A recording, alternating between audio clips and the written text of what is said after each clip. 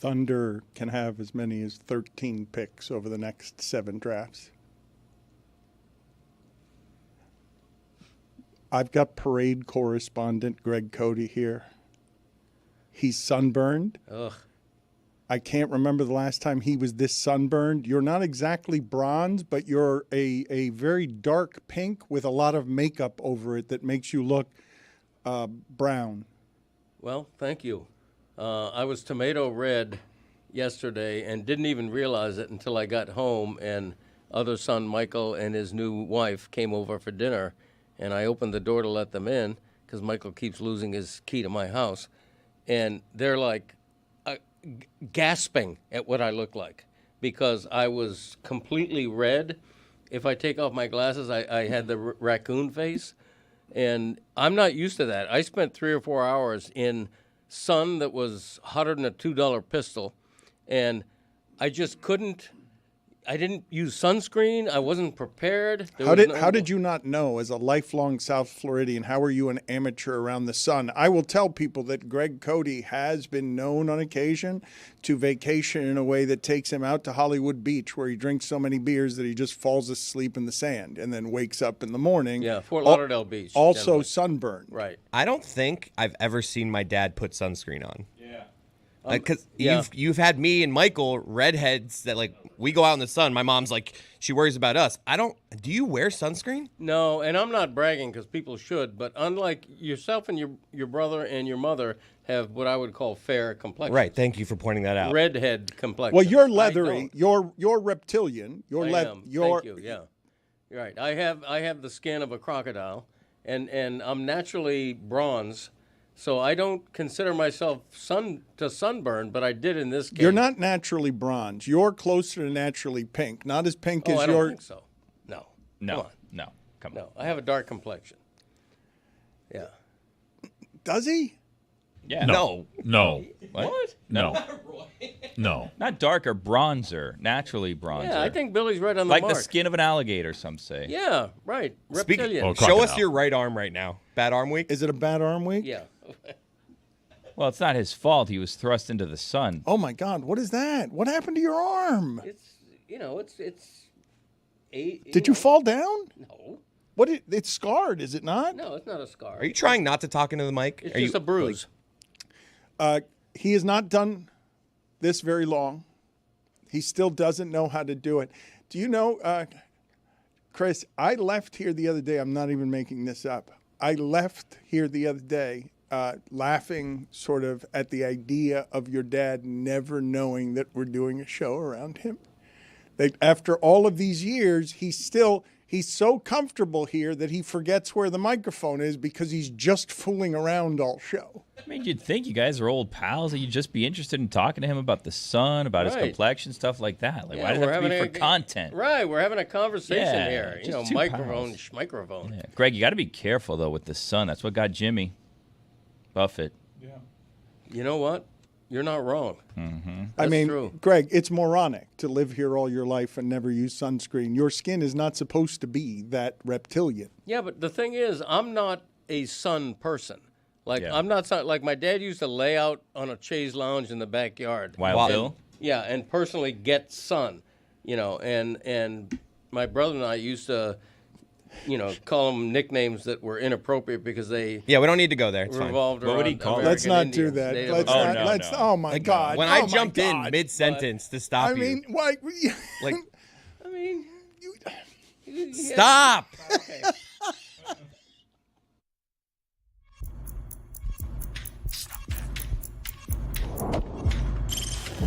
Stop that. Stop that. Stop that. Yeah. I hear him chat from the noise. Move too quick, can't stop for the talking. I hear him chat with the walking. Just too sharp with the prize. White girls let it tell me I'm awesome. Yeah. Hot like fire on the pan. If you wanna touch my please use caution. Cold like 0 degrees. I'm out the cage, gotta let out the beast. Revolutionary, gotta let out the streets. Locked in a cage, I'ma let out the sheets. We came for one man, forget my peace. You take the west, I'll take on the east. I'ma put him in the cage, never let out the. I hear him chat to the noise, move too quick. can't stop for the talking. I hear him chat with the boys, not so tough, but minds keep walking, yeah.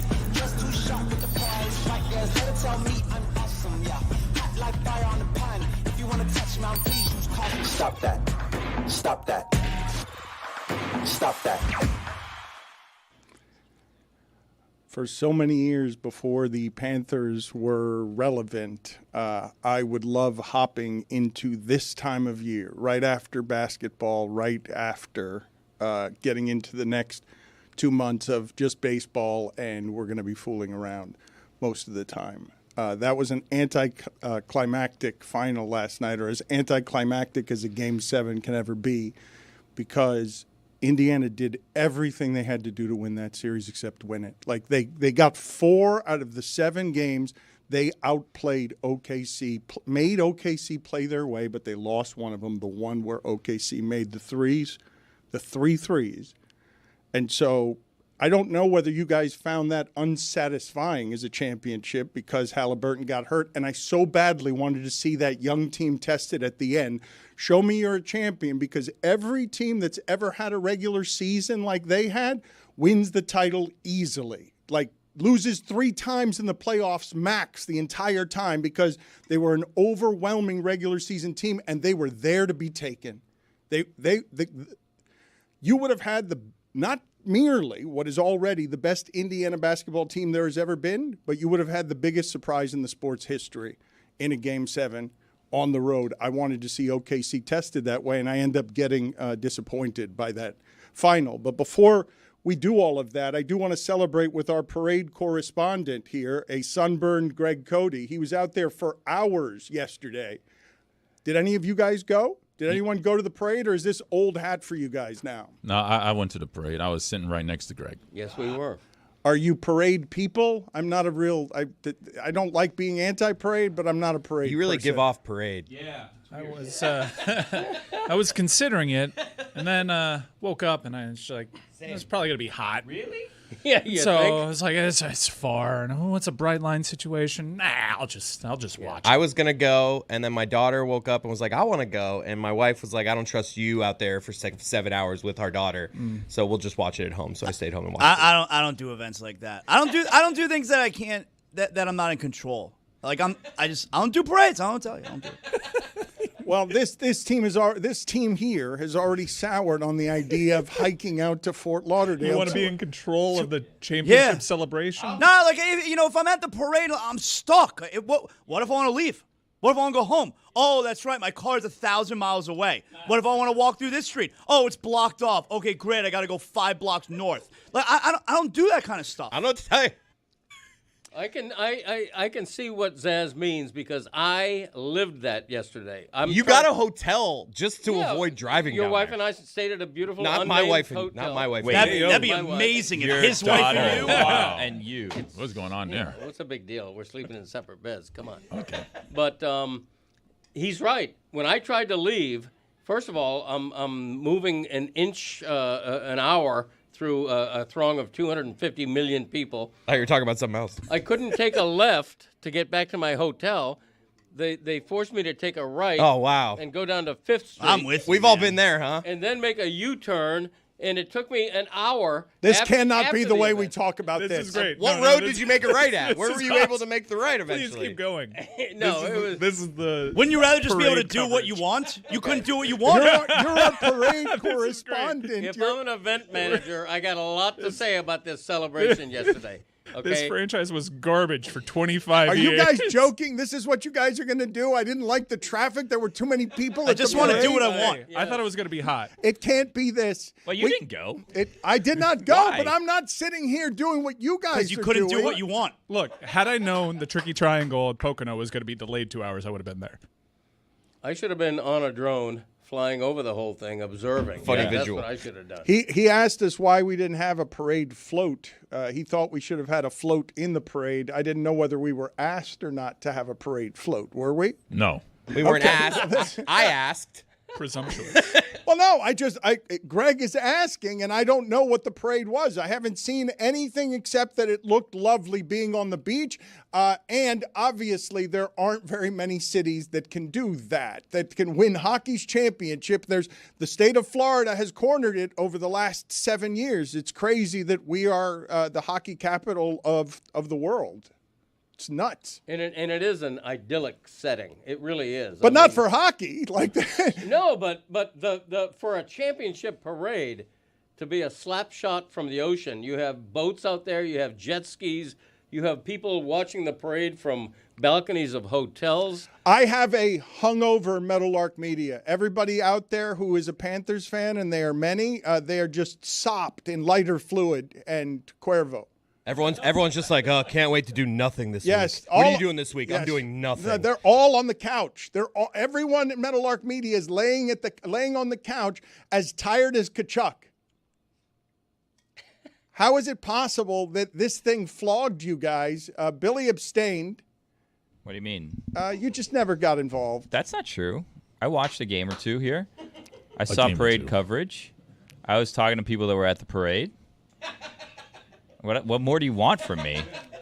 I mean, slightly more than that. It's Why? Not You have a room full of people that were big-time Panthers fans, all of which decided not to attend a championship parade because they're so used to winning as Panthers fans. I have a child. But then they also want to complain when people are like, Panther fans aren't real fans. They're like, no, we're the best fans. Look at that crowd. I'm not in it, but look at that crowd, how big it is. I mean, look, 200,000 for us. 200,000 for us, 8 times what that arena holds. That's a good amount of fans. Like we don't do that for a whole lot of stuff, and Fort Lauderdale doesn't do it for anything. It felt like this championship resonated more with the market down in Miami-Dade County. More people were watching the games. More people were aware. It certainly seemed like on television anyways that it was a bigger crowd this year. So incremental gains for what is a weird hockey market, and I don't think that we should be embarrassed by it. I really don't. I think we should lean in.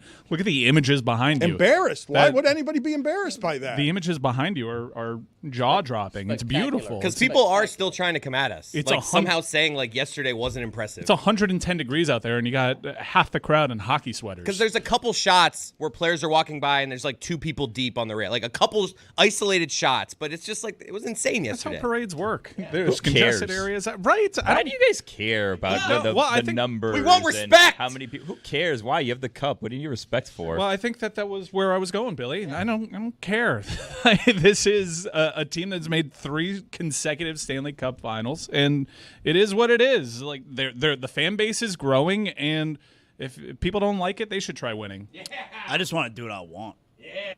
Yeah, you mentioned that, and I do want to mention the Heat. I don't know. Ellie De La Cruz is in pretty good shape.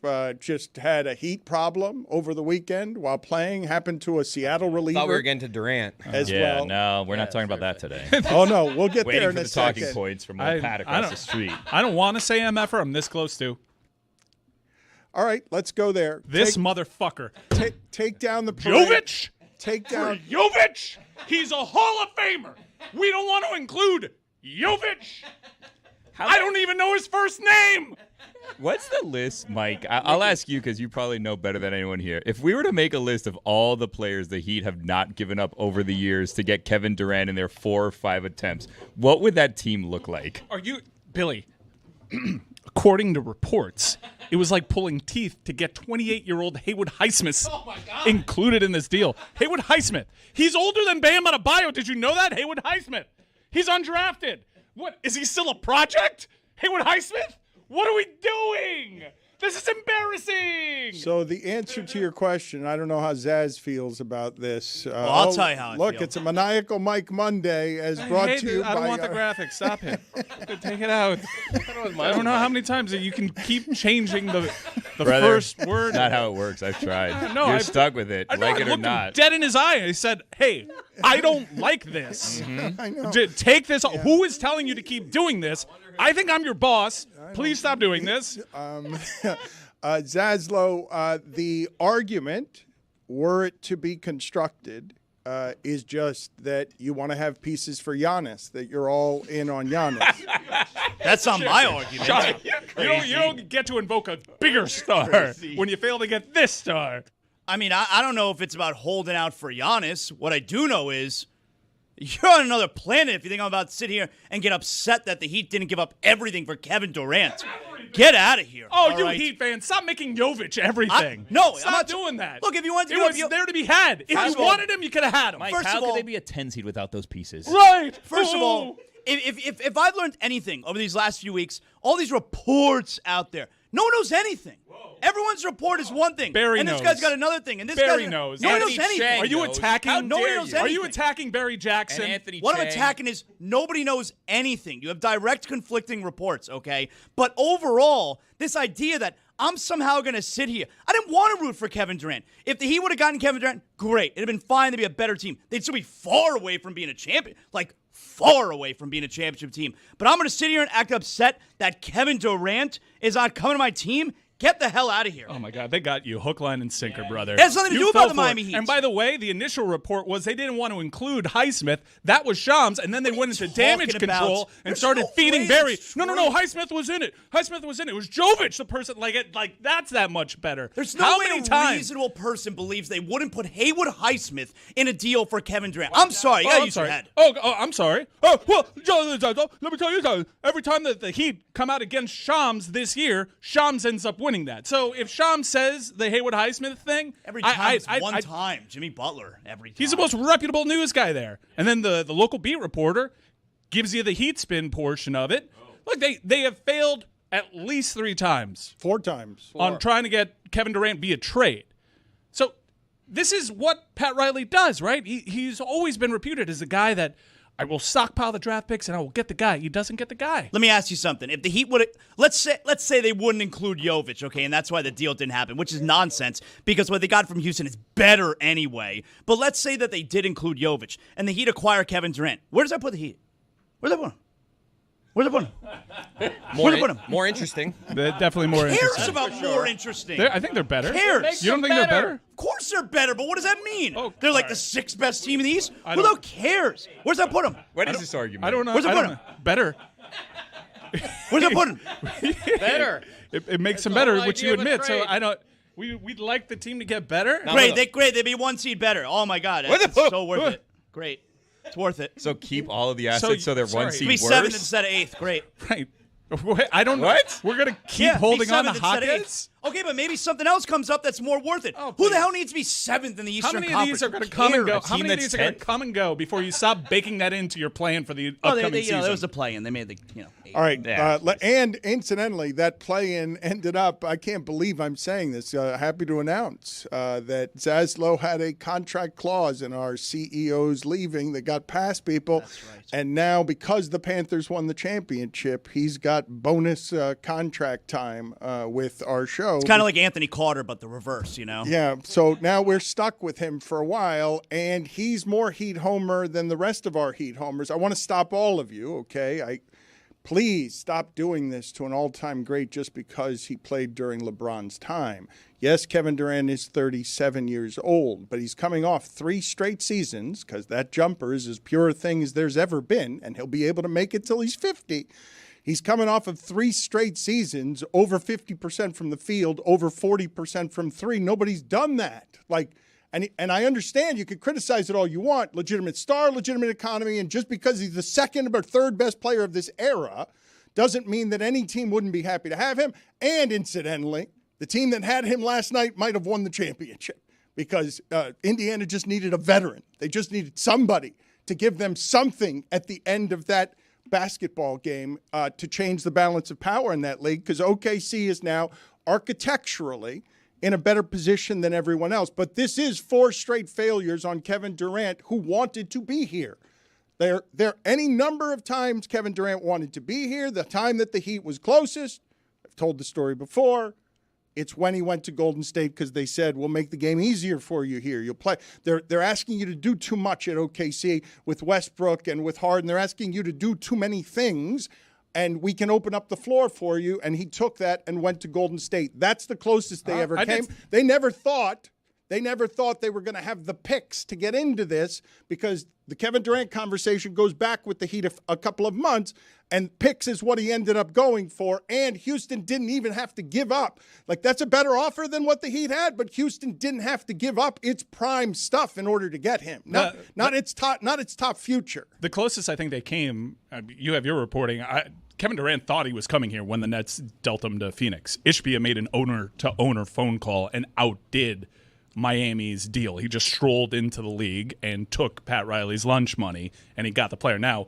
retrospect, bad deal because they made a series of other bad deals around the team, and now here they are trading Kevin Durant. And the hardest thing to do is get the cooperation from the superstar. Have the superstar ask out and ask for Miami. And why I think it's foolish to bake into your plans like, we're going to get Giannis because he's playing ball. He wants out, and he's listed Miami. The last couple of times the players have wanted out and they've listed Miami. Kevin Durant has listed Miami 3 times and Pat Riley has failed. Stop making this your business model. It is not sustainable. So if I were to ask you, and I would have liked to have Kevin Durant in a Heat uniform as well, he would have been their best scorer. I would have loved to see the punctuation of his career, an all-time great by any measure. Again, please do not disrespect what this person still is as a basketball player. I think we're disrespecting Pat Riley, not Kevin Durant, honestly. That's what I'm talking about.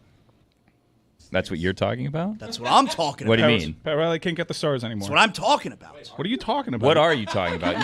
He can't get the stars. Can't get or the he stars. can? That's what I'm talking about. Exactly. This is going to end very sad for Pat Riley, right?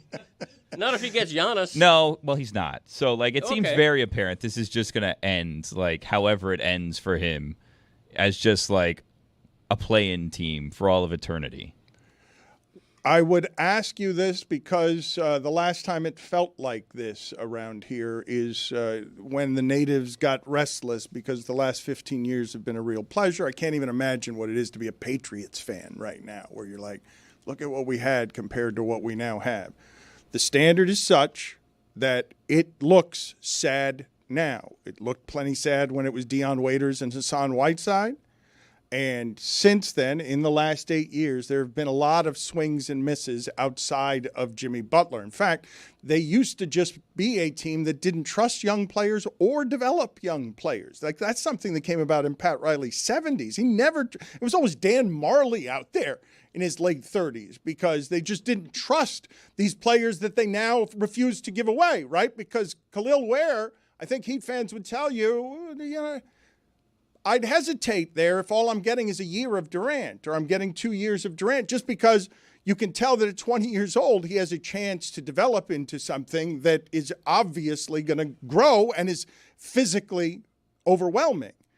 But he has failed to get the acquisitions outside of Jimmy Butler that Jimmy Butler needed to take the next step here. That's not up for argument. Forget getting the guys that are better than Jimmy. He's failed to get the guys that you can round out a roster with and make you better than the 10 seed.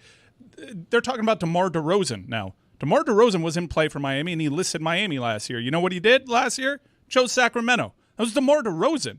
You have guys like Siakam and OG Anunoby making big-time contributions to their team in deeper runs. These are guys that could have helped Miami. It's not just the big guys that Miami is failing at. They're failing at everybody. But let me ask you this question, though, because I really do want to ask it, because, of course, they lose today. There's no questioning that. They are a source of mockery. The Heat missed again on Durant.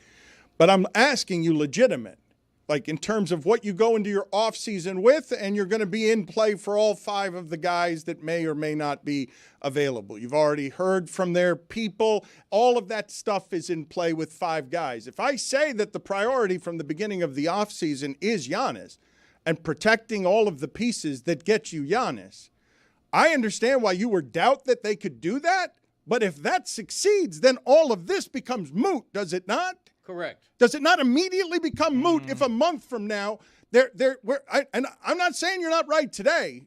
You're obviously right today. They swung and missed again on Durant. Better get a start on that. If a month from now, the entire free agency class is rounded out. You're going to get Giannis. You're going to give up most of your roster and all the picks to get Giannis. What are you going to surround him with? You've run out of time. That's the thing. You need things around. He's been bounced in the first round a couple of years already. That's why the timing was crucial to get Durant done now. Like acquiring Durant doesn't completely take you out of the Giannis thing either. But Mike, Wiggins and Rozier. You send those contracts away like that. You're dumping something on the Suns if you're sending Rozier and Wiggins with your picks and you don't have enough picks. They were all cool with that apparently, and it came between Ware and Jovic and not wanting to include them, and that's the pro Heat spin after the fact when the initial reports are we didn't even want to invoke Haywood Highsmith in the deal. Do you think the Heat believe that they failed in not getting Kevin Durant? And the reason that I ask it like that is because based on this conversation we're having, like the Heat could have had him if they wanted. Include this guy, which I don't know to be true or not, but include this guy and you could have Kevin Durant. And the Heat decided, but what if that's, no, we don't want to. What if that's the guy you already know brings you Giannis? What if you know that that it's not going to just be Duncan Robinson? Like, where's the piece? It's not even Jaquez anymore. It's not Jovic either. That's why I'm asking. Do they believe they failed? If the Heat have an asset, it's Ware. Right. That's who they wanted for Durant. And the Heat lowballed the whole offer. The Heat did not give a credible offer to get Durant. The microphone goes in front of your face. It was in front of my face. I just don't understand. You moved it away from me. Well, I guess I do understand why Heat fans keep thinking that it's their birthright to be involved in these conversations with the superstar. And naturally, if the superstar says he's interested in Miami, like it's been alluded to, like he's been cryptic, like other people have reported that Miami is certainly in this mix, but here's what's happening with Pat Riley right now is he has a very proud reputation of being the guy that closes the deals. He is the deal maker. He is this great architect of championship teams. And lately, he has failed repeatedly. And if you want to pivot and say he chose to fail this time, cool. He's been a finalist for a certain Hall of Famer at least 4 times that we know of. And he's never been able to secure this guy, even as the asking price continues to go down, even as Kevin Durant continues to still be a real good pro, as someone that you even admitted, Zaz, would make this team better. And I think you can absolutely say that it's a failure. If they were a finalist and they didn't get the prize, they failed. So you're saying, though, just to be clear, I want to make it clear, if it can be this clear. If I give Ware to the Suns and get Durant, I'm out on Giannis. You're good with that. How many times are we going to say this? I'm just asking the question. How many deals did we pass up that could have made us better because we were going to get Lillard or we're going to get Durant? No, get better, and you still have some powder to try to get Giannis. You still have draft picks. There was only 1 draft pick in that deal. It's just the Giannis thing needs to happen. It's not going to be one of those things that happens a month from now. Sometimes a bird in the hand is worth 2 in the bush, Dan. Yep. That's a good contribution. Billy, hold on just a second. Applause? Oh. Minor penalty, 2 minutes for adding nothing. Okay. Adding nothing is what Pat Riley did yesterday. Where's he? I'd like to play some sound that I want to get off the ground here as South Florida echoes and quakes from being a 2-time champion. Let's see if Barkey can get off a chant on Bobrovsky. Let's see if we can love Bobrovsky in a way that echoes from sea to shining sea. Bobby. Bobby. Bobby. Bobby. Thank you. It's pretty close to Freddie Mercury at Live Aid, no? Oh, sad Similar? Now, keep in mind, this is the 2nd year in a row that he's tried this. Yes. He's like, let's do this again. I did it last year. Bobby. Roy, can you do me a favor, please, and just get Charles Barkley trying to say Bobrovsky, because Charles Barkley showed up in Sunrise for Game 6. It is now it's an annual tradition. Charles Barkley flies down to see the South Florida team. Loves hockey. Crowned. Yeah, but he's picked Edmonton both years. Like, if you listen to him interviewed, it seems like he's been rooting for Edmonton both years. Regardless, he doesn't know how to say the name of the 5th best Panther. I can't believe I'm saying that. Sergei Bobrovsky. Good player. It's not that tough to say. Bobby. Why didn't that chant just echo among 200,000 people? Why is the world making fun of our parade? Bobby. Thank you. Thank you. I'll bet he's hilarious in Finland. Thank you. I saw something where they were saying Panther, like all the Panther players, who's the funniest guy? Barkov. Apparently he's great with the one-liners. I'll bet he is so funny in his home country. Thank you. You think Barkov does like a comedy tour in Finland? I'll bet he could just show up and do a set. I mean, he's hugely popular there. But this, Thank you. This as the hood ornament on South Florida rules all of hockey. Listen to us roar. You were feeling good about yourself, Roy. You were feeling good. You were playing that music, and then what happened? I had the alt button, and You are hungover, Roy, and I'm dry. I know, but you're hungover. Bobby. Thank you. You're hungover from hockey. Thank you. You're spent from what it's been to be a Panther fan for the last 2 years. Thank you. Let's get some footage here, please, because the Panthers have made it over to 11. Mike Ryan was there, polluted. That's going to be a different celebration than the Elbow Room. The Elbow Room is all concrete, all asphalt. All humid. But somehow humid, though, like the concrete sweats because the Elbow Room just has just Frankie Avalon spring break decay. This is your wheelhouse right here. You know what I'm talking about, though. This area of the country made spring break famous, I think, for America, right across from the Elbow Room. But when it comes to Miami, when the guys come over and party over here at 11, they're a lot looser. Didn't several contract extensions get signed the last time that they partied at 11, where they're just sort of they're doing contract negotiations in public by saying, yeah, I want to come back. Of course I want to come back. Look at this great party here. It seems as though we got an 8-year extension done right there next to the pool. Well, I reported the Bennett one. Yeah, that's true. Do we have some video of Marchand being hungover? Do we have Panthers are beaten up, right? They have not stopped partying, correct, Greg? What was yesterday like for you as somebody who spent hours getting sunburned over there? The whole team spent the entire week drunk, okay? And that's why the F-bombs were flying on the stage, from the stage. It was, not to get sour, but it was a little bit of an off-key note, I thought, because you have a million kids. Oh, stop. No. He did this last year. No, I'm being serious. 4 or I'm 5 not freaking leaving. Should have said that. 4 or 5 players were shouting F-bombs, and I just didn't think, I thought it was the alcohol talking. I appreciate this perspective. Yeah. It's nicer. There are people bringing families there, so I'm glad that you're speaking for them. Greg was at a hotel with his daughter-in-law, and she had to hear it. Me and my 7-year-old were high-fiving when those curse words were happening. Fine. Okay. So we have sound here. You're your own parent. So they went to 11 on Thursday night, and Friday morning, Sam Reinhart and Marchand had paid appearances. And it was just, they did this last year, where they're cashing in on the championship. Oh, and they're just broken? They haven't slept for 3 days? It is hilarious. So first we're going to play a quick clip of Reinhart. We have one box combo coming up. One lemonade. You want to make it an Arnie Palmy? He's just hung the bleep over. No, but I mean, you cannot be near Friars in South Florida grilling up fries and chicken tenders. That can't be what you're doing with your afternoon if you've been drinking for 3 days. One box combo coming up. One lemonade. You want to make it an Arnie Palmy? And then Marshy. Is that Rhino? Yeah, that's Reinhardt. What? You want to make an Arnie Palmy? What? Is that what he's saying at the end? You want to make an Arnie Palmy?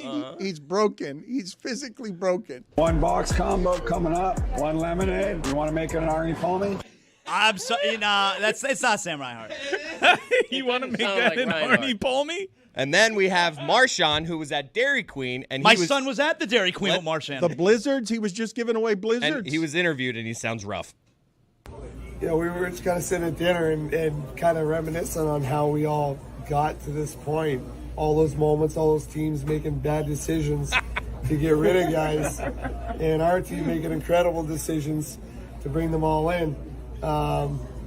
It all played a part in us winning the cup. So it just kind of came together last night. We were joking about it. And oh, my God.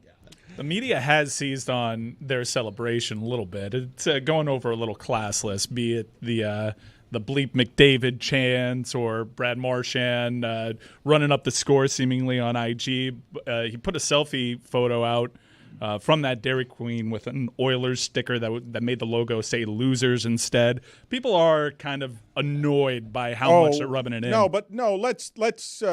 Let's examine for just a moment here what has just been done, because the culture of this sport is super interesting. Where, it's a very conservative sport in terms of behavior, handshake line, respect the handshake. There's honor and nobility in defeating your opponent and then having grace afterward. Like as hockey prides itself on sort of, we'll fight you over sportsmanship. And the Panthers are a new kind of team, and you don't like them and they don't care. And twice now they've known that you don't like them. They don't care that you don't like them. They continue to play that way. And Carolina's coach, as he goes down in flames, is yelling, "Stop retaliating, guys." And Marchand is coming to the bench pointing at his head because this team believes that they are tougher and badder than everyone. They just took out McDavid, and they're not showing him respect the way the Tkachuk family normally would. Like, if you represent the Tkachuks, even if you're, around the net, you're a little dirty around the net. This is not grace for a family called the Tkachuks. Like, this is not handling this trophy with care. This is partying like young people. I think that they heard your message at the parade. Sam Bennett addressed the way they play, the way they've celebrated. Sam Bennett addressed this. A lot of people they don't like the way we play. They don't like. They call us dirty. They call us nasty. They call us bullies. So no, I would like to take this time to apologize to absolutely no one. We're the double champs. We do what the we want. Yeah, that's not. Let's go. Yes. I love the dismount there. He That's had what nothing I'm talking else. about. Let's go. Greg shaking his head. Let's go. Asking for frickin' That's what instead. I'm talking about. Look, it was overboard with the language. I don't care. I'm not being a prude Shut in up. saying that. I've heard plenty of other people say that, okay? People who were there with kids. But I will say this, and I like this about the Panthers. They are a different animal for this sport. And it's not only celebrating the way they're doing right now, but it's being very open about saying three-peat. We're going to win again. This is Tkachuk himself used the word dynasty. They're open about that. They embrace that, the idea that they want to be the first.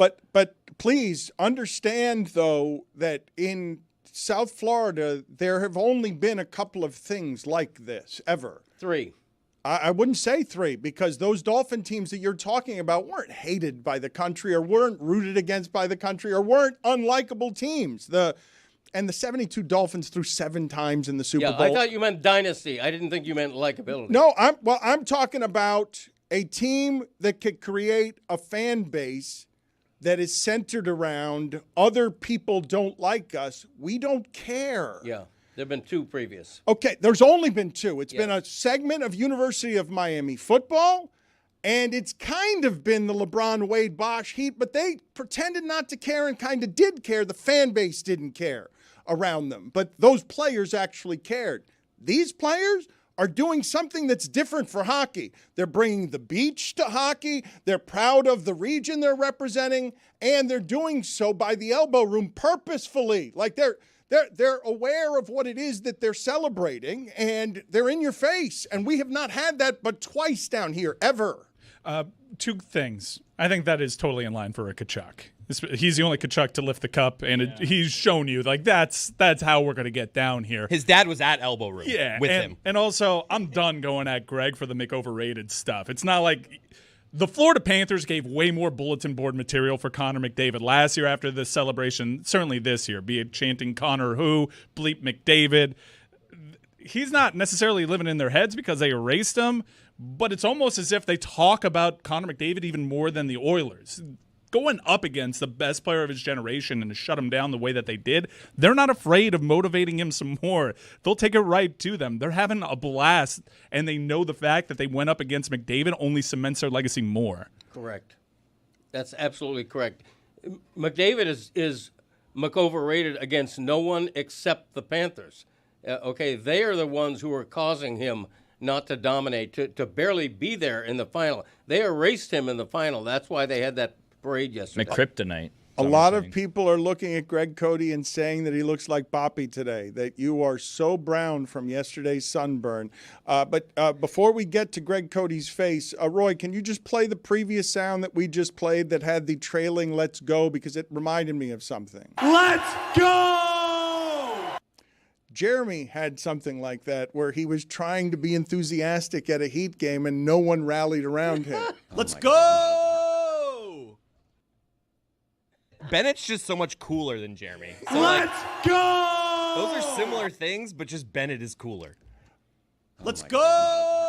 Wow, but Bennett's helped by just giant ambient crowd noise, and Jeremy's doing it a cappella. Let's go! I mean, he's not exactly clearing a high bar here. Let's go! Whoa! Benny, you cleared the Taché bar of coolness. Let's go! Now combine them, though. This is the sound of Panthers hockey. I want to combine the "Let's Go" with the with Barkey trying to get a Bobby chant off because Let's go! Yeah. Bobby. Dude is definitely hilarious in Finland. Bobby. Thank you. I think it went better this year.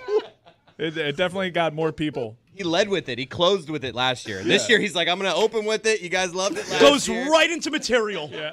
Thank you. It was a callback. He's like, and part of the crowd was like, no, he's trying to trick us again. You hear like some of the crowd go, Bobby, Bobby. But most of them were like, you're not fooling us this year. Bobby. Bobby. I feel so close to him. Like he's trying so hard to connect, to climb over Coca-Cola. Bobby. Thank you.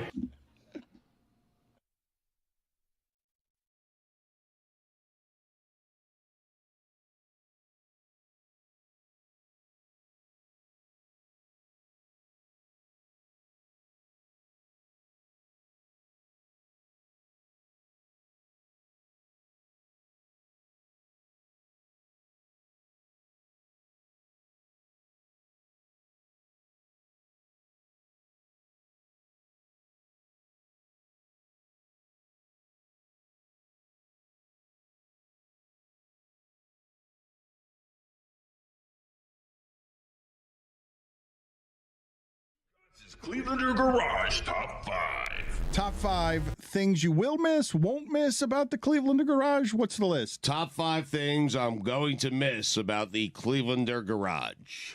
Number 5. Wondering if someone sat in my car while we were recording because the seat settings have changed. It's happened. That actually happened to me. Thank you. Yeah. I've caught people in my car before. Yes, I did. When in 7th Street. Not this one, but the one 3 blocks away. I stumbled upon a woman in my car as her friends were playing Lookout while she was just sifting through my stuff, and I was just like, "Hey, sup?" You guys got to use that lock button. Yeah. Well, that's how I was doing it from far away, like just to scare them away, make them scatter. Here's my theory. If you can still open the door if I'm close enough with my key, and I feel like, but you can't start the car. And I feel like you have to be like literally within arm length of the car. Listen, somebody can't get into your car if that's you're like how quick people move in this garage. Okay, I'm telling you, I'm getting out and someone else is getting in, and I don't notice because there's a cloud of smoke in front of me. Like Indiana Jones. Yep. Pro tip, you leave your doors unlocked. So if you're going to steal something, go ahead. Get whatever you want, brother. Just don't break my windows. Oh, wow. Oh, yeah. Well, I don't remember the details. This is an upgrade for Stugotz because when the original Miami Arena was built, Stugotz went to his car and there were people smoking crack in the front seat of his car. Multiple people smoking crack. I don't know if they broke your window or not to get in, though. They did. They broke my window. They were smoking crack. I saw them from a distance. I called the cops. The cops cops came and did what they had to do, and I was on my way with a broken window. So an upgrade. The Clevelander garage from the starts in sports and Miami sports, he upgrades to simply people invading his car when he doesn't want them there. Well, I'm just wondering, because the settings changed slightly. It's like they're trying to get them back to where they originally were, but I can tell. Number 4. The blood. You're going to miss the blood? I'm going to miss the blood. I mean, I don't know what to tell you. Gives it some charm. And it's a mystery. Yeah. Like, what happened here? I always do that when I find a pair of underwear or a single shoe or sock in the garage. What happened here? What's the story? I bet you there's a good story that involves this person leaving their underwear here. Number 3. The used condoms. That's probably where the underwear got lost. Number 2. The empty plastic bags with cocaine residue. Little tiny ones. You see them, right? Yeah, that bag can only be for one. Mike, use one the thing. garbage can. Number 1. It could also be for a spare button. Oh, yeah. I'm really going to miss number 1. The 2 little birds I say hello to every single day, Rocky and Apollo. Yeah. Really gives you hope. Are they parrots? There have been parrots landing on my balcony recently. What kind of birds are Wonder they? wasn't the little Two piece of cute little birds. human feces. Yeah, That's that was OLI. OLI, human feces. Urine. Last day at the Clevelander. Juju Gotti begins his audition for executive producer today. There's a new sheriff in town. There is. We will see how that goes. This is our last official day at the Clevelander. We will have an awkward week next week as we transition. We still have shows tomorrow. I understand. That we will be doing but live. this will last. This will be our last official day at the Clevelander. We have show to do tomorrow elsewhere. I don't know why you need to make that clarification on me. Juju, you know what? Go sit outside for 2 minutes. Just go sit outside. Just go sit outside. Send his ass to hell. Go to hell. Go to hell. What? Send Go his to ass to hell. hell. Go What to happened hell. to the penalty box? We God have will mercy on you. celebrate our time at the Clevelander. I don't know if the rest of you are emotional about this or not, but David Samson is one of the new Meadowlark employees. It has been a polarizing hire, but many people love the content that David Samson puts out on Nothing Personal, which is now part of the Le Batard and Friends family, and love this hour. David, today is our last official day at the Clevelander. How many times have you been here, and what is your favorite Clevelander memory? My favorite Clevelander memory, we used to spend a lot of time at the Clevelander because remember, we had a Clevelander in the ballpark. So I spent a lot of time there negotiating with the people who owned the Clevelander back in the day as we put together a deal to put the Clevelander in Marlins Park. And we would go there for afternoons and we'd do a meeting and we would block off from 2 to 7 and the meeting would be from 2 to 2:30. And then we would just go hang out by the pool from 2:30 till 7. And have a lot of fun. I never felt unsafe. It was always an interesting, fun crowd. There were times when we were playing games or jumping in the pool or all sorts of interesting things, and that was pleasure. My biggest business memory, I believe, is the first time I came into your studio and I pulled my car up right in front because no one had told me where to park, and someone came out and I expected it to be valet. And it was someone who came out and said, "You can't park there. That's where Dan Le Batard parks." And I said, "Listen, I don't want to take his spot, but I'm leaving my car here. I'll be back in a half hour." And the answer was, "I'll have to ask Mr. Le Batard." And I said, "That won't be necessary." And I just kept moving. I gave him the keys and I came up to your studio. And then what did you say when they asked you?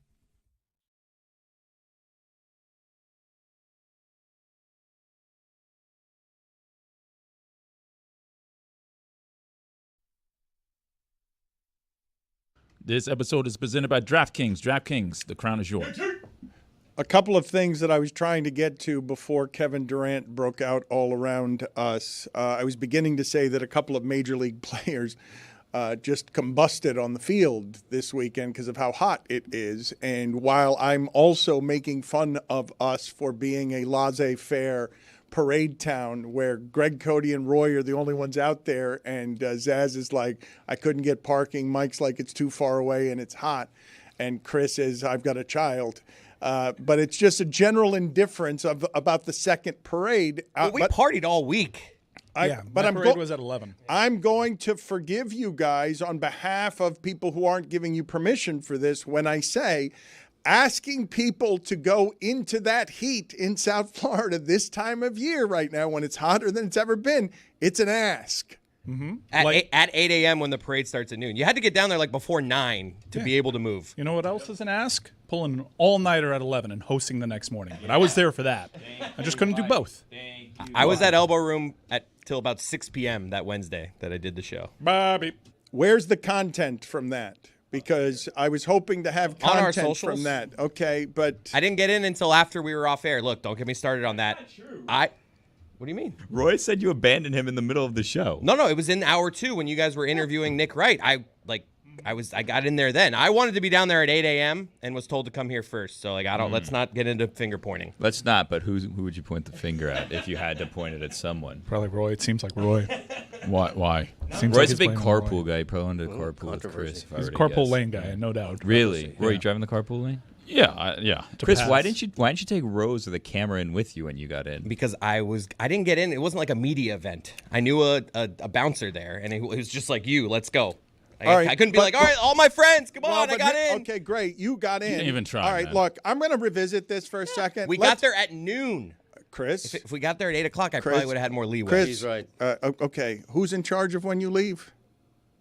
Not pointing fingers. He's not going to point fingers, Dan. But it's Roy. Sounds like it might be you, Dan. He's all Seems but like pointing he's fingers. blaming you, it seems I like. mean, he's in charge of executive producing. I'm the not going to show. lie. I almost went rogue on Wednesday and just went straight there, even though I was told to come here. Really? Wow. Because I was just like, I know I can get in. I know the content will be good. But I came here. I did what George I'm told. Washington went rogue, and look what happened. Thank you, America happened. Sometimes leaders just need to know when to follow orders and when to make the best decision. Thank you. Make some leaders. The thing that I wanted though to explore here, there is a bit of an obsession with the sports information people. The information brokers in sports are now the most highly paid and famous of the journalists, but there is different reporting on what was available for Kevin Durant, and I would say if some of the reporting is right, it would be insane for the Miami Heat to be unwilling to give up Jovic for Durant. I just don't know what to believe in the reporting because the reporting is making it unclear to me because you've got different people saying different things, and I haven't made the calls yet to know, but it would sound insane to me that the Miami Heat wouldn't trade Jovic for Durant, that would be the stumbling block. I don't believe that. Did we believe Jovic was in the potential package for Damian Lillard? Yeah. Like, was he a name that was being talked about, we thought? Back then. So, we're saying we believe that the Heat were going to throw in Jovic for Lillard and not Durant? I mean, he's more developed now. Here's how the report went. Initially, it was way worse, and it was Shams' initial report. And as we know, Shams is about as reputable a reporter in that sport, an information guy, and Doesn't mean he's right about everything. Moreover, the one time the Miami Heat challenged him on this, and Bernie Lee, Jimmy Butler's agent. That was the mascot. No. Jimmy Butler's agent also made a big public show about going at Shams' credibility, and months later, it was pretty evident who was right about that stuff. It was Shams. So this is how it went. Shams comes out, invokes plenty of names that would make your skin crawl if the Miami Heat actually decided to not include a name like Haywood Highsmith. That was a Shams report. And then the spin to Barry Jackson, and that's what I will dub it. Because it seems like damage control spin every time these guys now fail to get a superstar was that, no, Highsmith was in the deal. It was Jovic and Ware. Those were the pieces that we weren't willing to part with. You say Miami Heat spin, but this isn't exactly a leaky organization, and they don't really like it, as no one would, when any of their players are mentioned in trade talks. Like you just underscored why it's spin. Right. Because the leaks don't come out, and when they do, It's a concerted effort to craft the narrative. I don't agree with that because Dan is saying that the Heat doesn't like when their players' names are mentioned because it creates problems. And now you're saying that the Heat are actually going out of the way to say, no, we weren't including this guy too. Mike, it's not. Hold on. It's not crafting the narrative to if you think that Highsmith is someone that you care about as a person and employee because he's done what's been asked of him here. You might not want him to think that he's just readily available to everybody. Like, you might not want to insult him that way when you're asking a great deal of him mentally and physically every day. Are you guys, I'm serious, like, are you guys foolish? Are you fools? Are you fools to think that these players won't feel like their names are being brought up in trades because the Miami Heat haven't leaked their names as if other aggregate accounts and other reporters aren't invoking it? Do you really, truly believe that the Miami Heat can protect their players from having their feelings hurt because they themselves don't leak the names? Or is this the logic that we are applying in 2025? But why, after the deal is already done, they've already lost out on this deal, would they feel the need to say, yes, we definitely would have traded this guy and this guy and this guy? How is that beneficial to them? To save face. And also, that kind of nukes the original point, doesn't it? That they don't like these players' names being out there, but then Barry Jackson, who is a great reporter, does some digging, and then the names come out anyways? Well, yeah, that's the whole point, right? It can't be both. It is both, because then it serves them. Because everyone is saying, what the hell are you talking about? You don't want to include a 28-year-old Haywood Highsmith who went undrafted as if he's this great project of yours. Okay, he's but a finished product. If we're using logic here, and I'm great with using logic, why would anyone believe that the Heat would not include Haywood Highsmith in a deal for Kevin Durant? I'm sorry, I don't buy it. Because it was reported by We a can keep reputable asking it, but guy. I don't buy it. It's believable. Reporters are wrong sometimes. It's I would believable. know. I'm a journalist. The Miami Heat haven't been able to pull off one of these big deals in a long time. They haven't. In fact, the only big deal that they've been able to pull off in the last few years, we're not going to include Kyle Lowry because they got hit for tampering with that, and we all know that deal was made months in advance of it actually happening, was Jimmy Butler. And by that point, they had Philadelphia over a barrel. So then Josh Richardson goes. Remember, they could have had Jimmy Butler for that regular season run. They didn't want to include Josh Richardson in the deal. Josh Richardson. So you have a huge resume building of the Miami Heat not being able to pull off these big deals. Why? Because they cannot part with guys like Josh Richardson. Billy, you were trying to get in there, and there wasn't quite room. No, it's fine. Mike handled it. I was just going to say, you're asking why it is the Heat would do that because, like, you have a fan base that's now questioning whether or not the people running the organization are capable of pulling off trades. And the decision they have to make is like, well, yeah, we know what we're doing still. Yeah, Pat hasn't totally lost it. Yeah, he's still the Godfather. Yeah, he's doing this. He's doing that. So instead, they just throw out the names to kind of save face. And if they have to hurt the feelings of some of their lesser players, so be it. What does totally lost it mean? What do you mean? What does totally lost it mean? Yeah, what's it? It? Pat hasn't totally je ne lost sais quoi. it. Yeah, he's definitely lost that gravitas. I'm not saying he has. I'm saying people are wondering if he has. It's It's a fair fastball. question to ask. You know who has it now?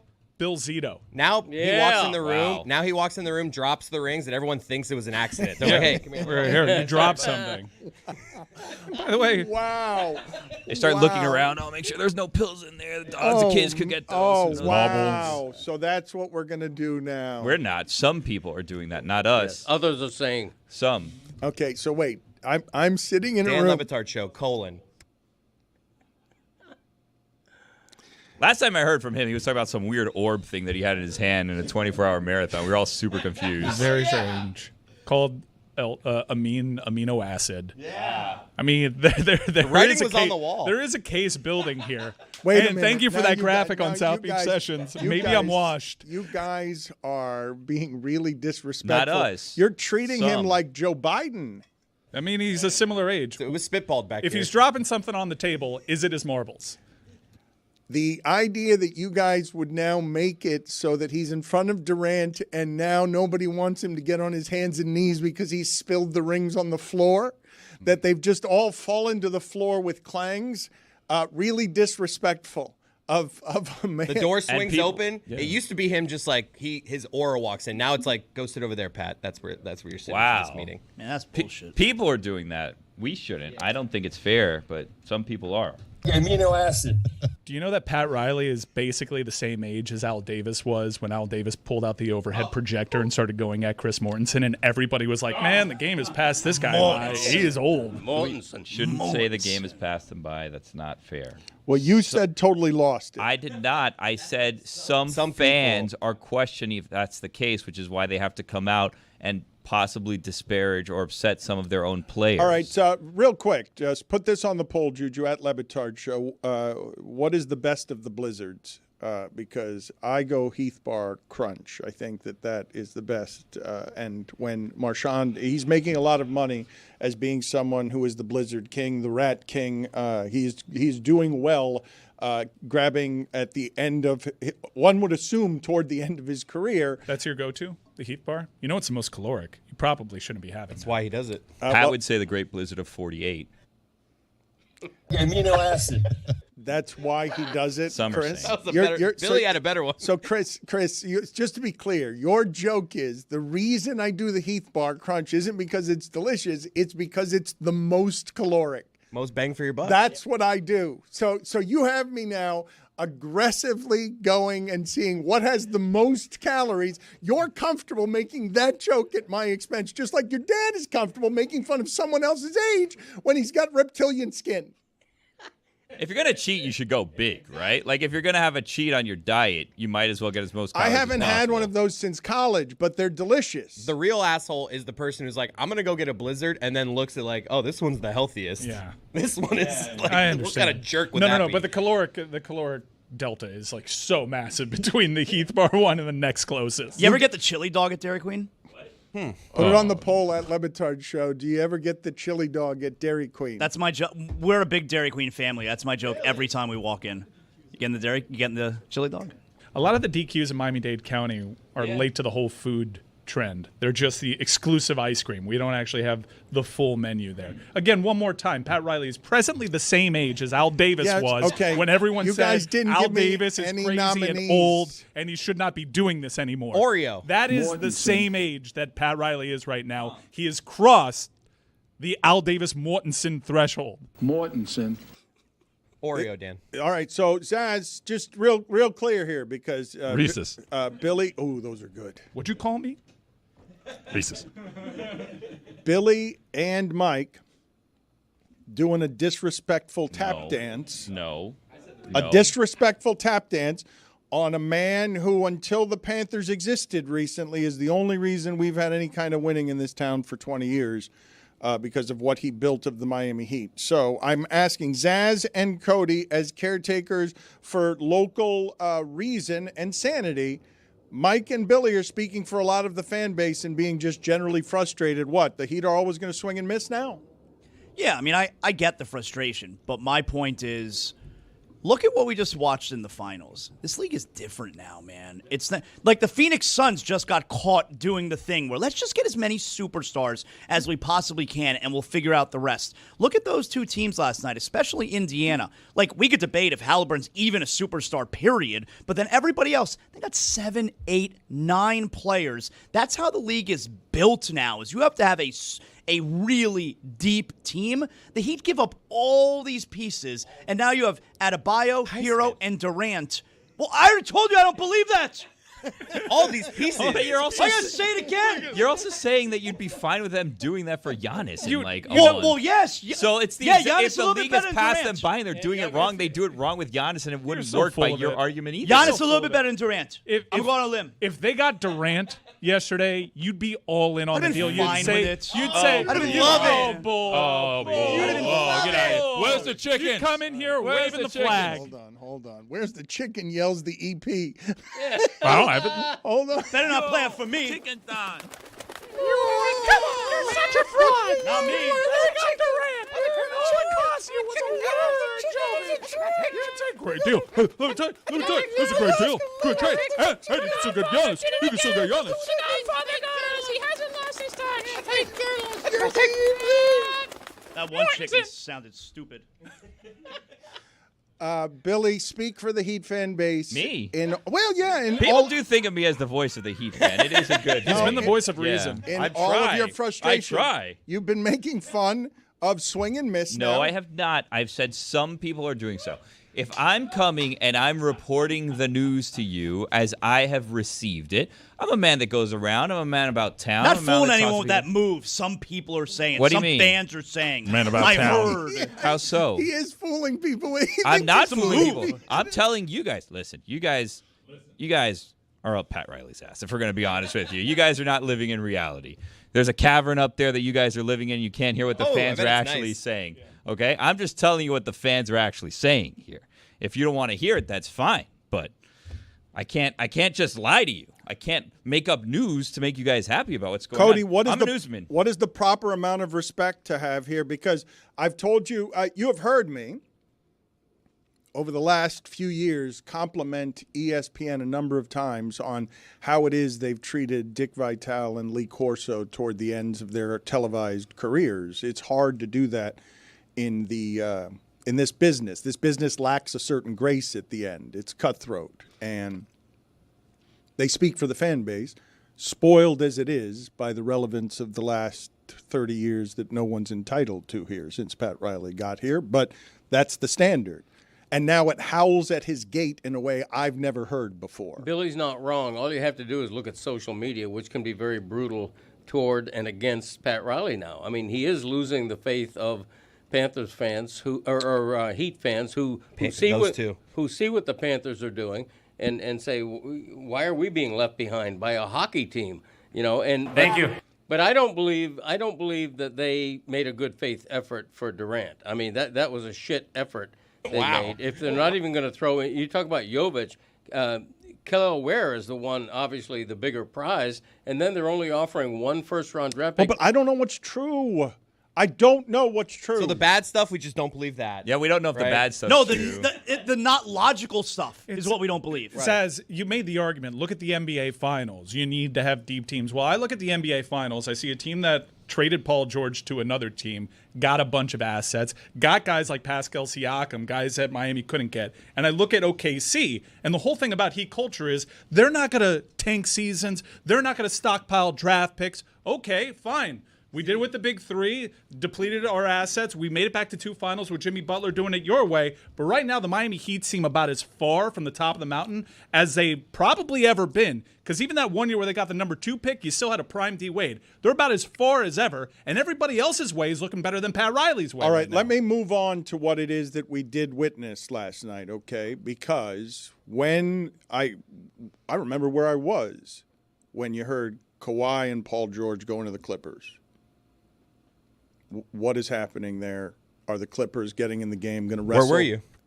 Wrestle the city. Yeah, I want to know where you were, man. Away. Yeah. I was at Las Rosas. Was it a big thing? It was a where were you moment. Were you at a meal? I was home. Say stop the presses. Do you guys? I did not say stop the presses. Why would I be doing that? Did you think I was? Did you think I was in a press room? Do you think I was? No, you won't tell us. Are you of the belief that I was at a printing press? Yes. You were next to the wire. Right, union worker. The last time I heard Billy yell "stop the presses" is when he was reporting that Daniel Day-Lewis was coming out of retirement. He used the phrase "stop the presses." That's what he's back again. Oh, he didn't actually retire. Right. Who knew he retired? Exactly. Yeah. Anyways, where were you? Stop the presses. Sounds like he doesn't remember. Where were you on that fateful night? Where were you? Dan's saying stop the presses. He doesn't want to answer this question. But you remember where you were? Where were you? Yes, I was. You could just lie. I was at the Clevelander. Yes, I could just lie. Thank you, Roy. You're welcome. But I do remember where I was, and I assumed that I didn't think I was saying anything. I know you guys were quick to seize there, but when Kawhi and Paul George were traded, I feel like a lot of people remember that was a lot of picks, and it was signaling a change that at the time I don't think any of us had, hey, and in a few years, Paul George will not have gone very far and his body would break. Kawhi Leonard would have had his body break. Number of different bodies, including one last night, have broken during these playoffs in the pursuit of this thing. And here's OKC with the most valuable asset you can now have in the futurized elements of this league, which is oh, we can lock everyone in for 7 years at a fixed cost where they can't leave OKC because we can game the system by having all the picks and just create this frenzy because we've got an MVP and we've got a team that was actually too young to win the title.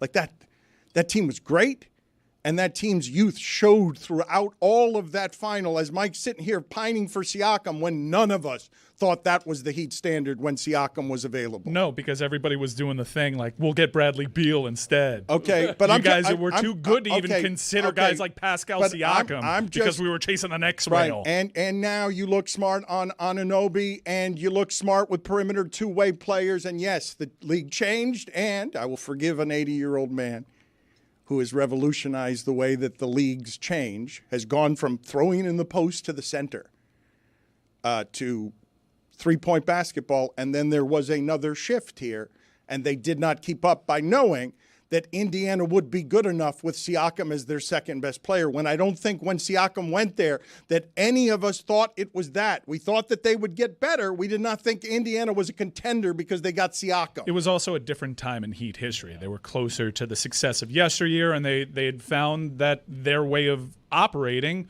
was the proper way. I understand why Miami Heat fans fell in love with the way that the Miami Heat do business up until very recently, when it was probably time to capitulate and they probably went a season and a half, 2 seasons too long. It was the right way. But now these are fair and accurate questions. Can we talk, though, about what it is that happened last night? Because I don't want to just skip past a championship in the sport by merely dismissing it as, for me, anticlimax. But it was such a bummer not to be able to follow this entire season of storylines to the end of would Halliburton be able to test them on the road and make OKC earn a championship in a way a team that young normally wouldn't win, even with its regular season credentials. What I was telling you about teams this good during the regular season, all of them whip through the playoffs. They lose a maximum of 3 times the entire playoffs because they're way too good.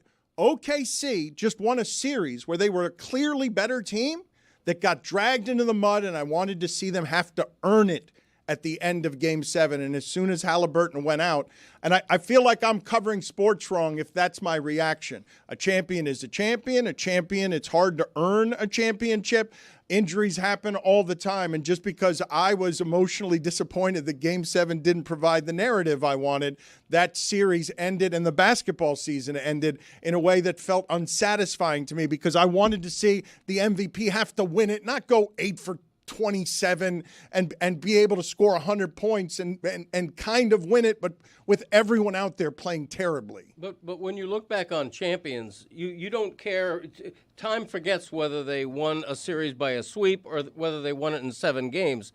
And time will eventually forget that they won this one partly because Halliburton got hurt early in the final game.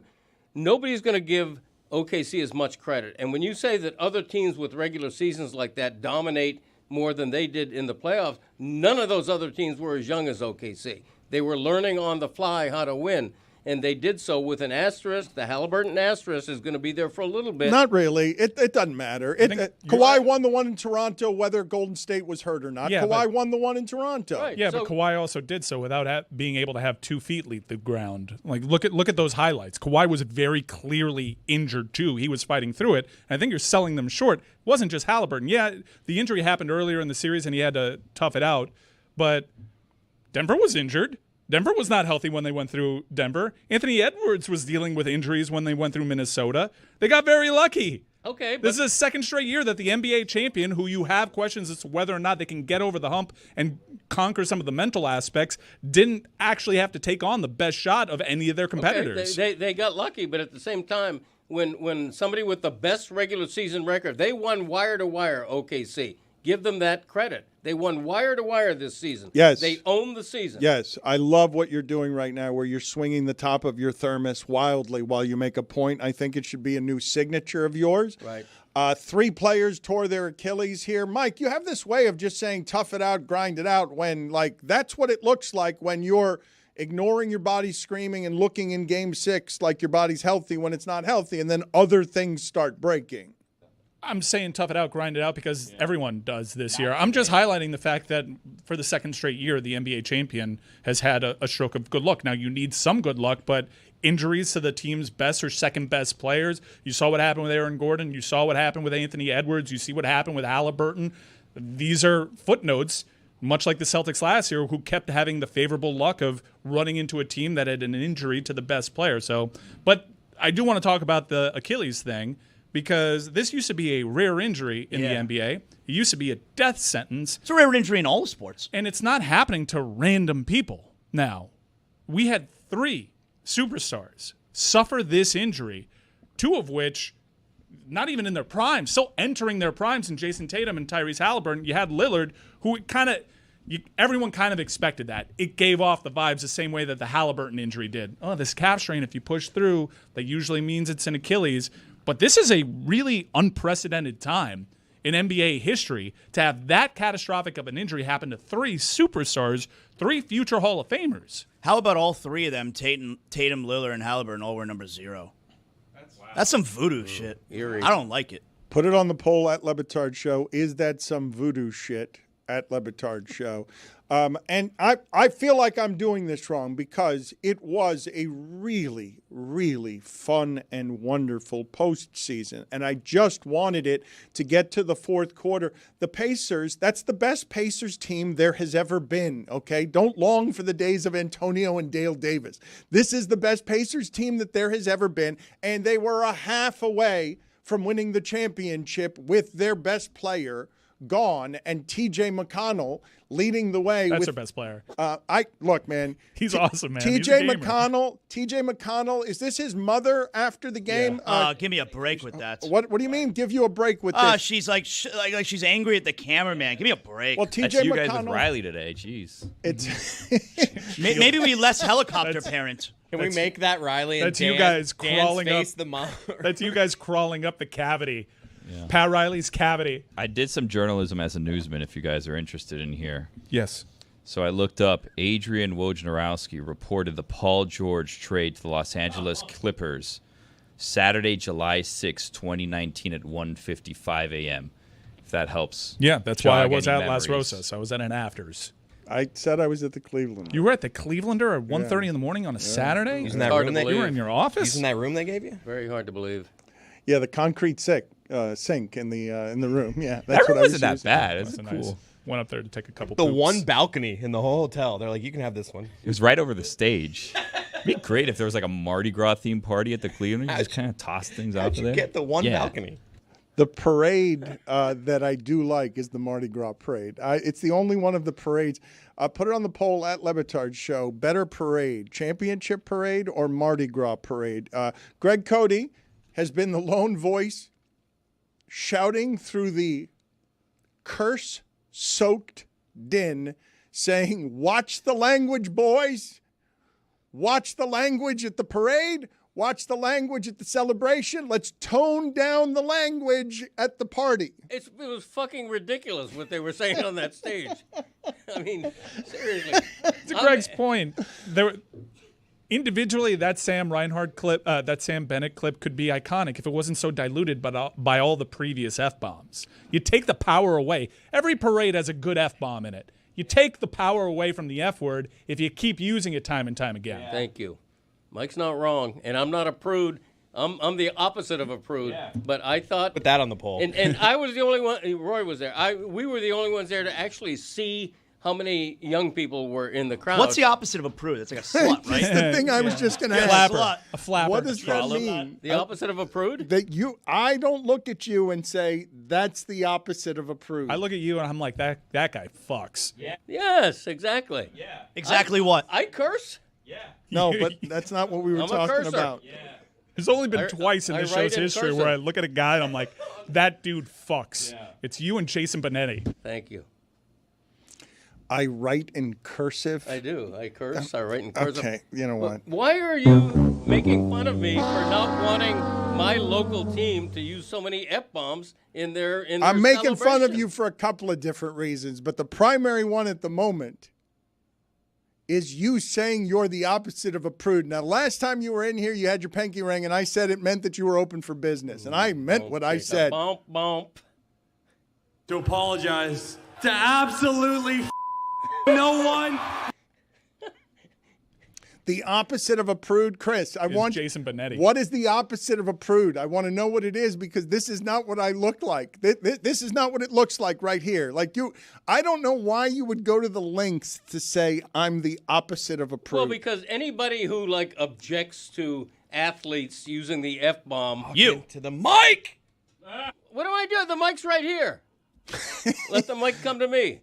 He's been frustrated all show by the fact that you have not once spoken into the microphone as a professional broadcaster. This is why Zaslow gets so frustrated with you. You're a professional broadcaster. Loose. He'll start right here and then he'll fade. Like, what are you talking about? I'm having a conversation here. Zaz, please critique Greg Cody. This has been a frustration of yours as someone who loves the audio experience. Yes, have some respect. It'd be like if I got to write a guest column in the Herald and I wrote it in crayon. It's disrespectful. Coming from Zaz, that means a lot. It's like a graffiti artist, He's Go right. on. No, he's right. He's right. He is. How about a harlot? I'm not saying I'm Monet. It's like a graffiti artist doing what? Critiquing Monet. Are you more of a Monet or a Manet? I'm a Monet. Yeah. Whoa. I thought so. Trollop. Monet Davis. Whoa. I'm a journalist. He's not. Now, granted, he's been speaking into a mic longer than I have. You had a Go Panthers thing outside of your house. What's that? You had a Go Panthers sign outside of your house. That my wife asked me to put up. Yeah. And I obliged. I'm not the. You may not know. I'm not the only one who lives in my house. I have a dog, a cat, and a wife. Not necessarily in that order. When she asked me to put up a Go Cat sign, what am I going to object? Because I'm a journalist? No. I'm going to put up a sign. Who cares? The only ones who see it are my neighbors until you mentioned it on a national show. Mm-hmm. You just compared yourself to Monet. Right. I love Monet. I visited his place in France a few years ago. My wife and I did. How was it? It was great. Yeah. You know, the gardens are everything you imagine when you see what his artwork, his paintings mostly consist of. You really appreciate it by visiting his childhood home. European gardens seem so much more majestic than American gardens. That's exactly what they are, is majestic. Yeah. They all have these bridges and the artwork in them, and water and bubbling brooks. So great. Go on. Wonderful. Bridges in a garden. Yeah. Yeah. Yeah. No, it's beautiful. Go to France, look up Monet's childhood into young adult home, and understand why he's so great as a painter. His 1440, if you will. Yeah, that's right, Billy. The Well put. opposite of a prude is a libertine. Okay, there you go. Can you define that for me, please? Having or showing lowered moral character or standards. That's me. The moral character don't get no lower than me. I'm kidding. You stepped on... Look at me, Luigi. Because you were doing something. Oh, I was mentioning Monet. I can't mention Monet. You were you comparing yourself to Monet when my brother was a graffiti artist? Like, I can't believe what you just did to Zaslow. You hold yourself in such higher regard to what Zaslow is, what you do to what he does? Yeah. Well, we're totally. I'm a journalist. He's not. I'm primarily a writer who Disagree. Who has learned to speak into a mic, and he's a shock jock. And so I'm not insulting him. Neither am I insulting the great Lebo, who I don't consider to be a graffiti artist. Who was closer, Lebo to Monet or Zaslow to Greg Cody? Probably Lebo to Monet. Yeah, I'm going to say that. Respect. Yes. I'm feeling the respect. Thank you. It's not intended for you. It's intended for Lebo. Do you not respect Zaz? I do respect him, but I don't need him to school me. Granted, if I'm going like this and I need to lean into the mic, he is qualified to tell me to lean in. He marvels at how you can be still so unprofessional after all of these years. He thinks it sort of disrespects the medium. It's almost impressive. Well, things must be getting heated because my dad's glasses are getting foggy. Look, the thing. Something's Here's up the with thing. the AC. Here's the thing, and this is the beauty of me. This is why the people who love me love me. I was hoping to hear the beauty of you as I came I'm today. trying to have a conversation here. Okay. I love that you raising your glasses. It's revealed a Zagaki-like farmer's tan. Give it. I know. Take the glasses off. Take Take them off. Remove Take them your off. glasses. Take 'em off. And the floor is yours. Take them off. I know. It's All right, terrible. just go ahead. I don't wanna Go ahead. hurt. The floor is yours. Go ahead. Look, I am somebody who wants people to hear me having a conversation with friends and Go on. coworkers of mine. I'm trying to go on. We You don't need need to that. keep saying go on. And like that, it. You know, I don't want to be too structured and stilted and have a broadcaster's voice like some unnamed. Was that your people impression of me? associated with- No, you have the opposite of a broadcaster's voice. I don't know how to take Whoa. Respectfully. No, I mean, From the opposite of a prude. no, I'm being that. From a libertine. And you know what? That's not a criticism. When I say he doesn't have a broadcaster's voice, that's not a criticism. Okay, Chris Whittingham has a broadcaster's voice. Jeremy Taché has a broadcaster's voice. I personally, and I'm not saying I invented this, but I'm one who does not want to have a broadcaster's voice. I want to sound very conversational. That's why sometimes I flail my arms and I drift away from the microphone. People still hear me. If I'm talking like this, people still hear me. It's not a big deal. You make fun of Eric Reed's broadcaster voice. Yeah, he's very broadcaster. Roy, I need you to stop being hungover from hockey, please. Apologize. Like, get it together, okay? I need you to get it together. Sound. We're in the business of sounds. Get yours together. Thank you. We've got Cody over here. Look at Monet's house there. That is in the preview. Yeah. It's Well not on said. the screen yet. It's Monet's house. Yes. Majestic. Yeah, Okay. I have ascended those green stairs. Have you? Yes, I have. Okay, We were there. excellent. It's a stupid looking house. It's gorgeous. Just gorgeous. There's a bunch of shit growing on the house. They should probably cut that. They're intended. Get a gardener. Please. Yeah! Greg is king and you're his peasants, me Maxima!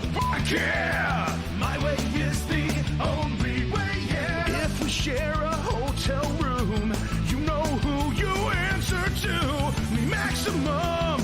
You! My comfort is of most importance, me Maximum! You! Say it again so they can hear it in the back. Classic.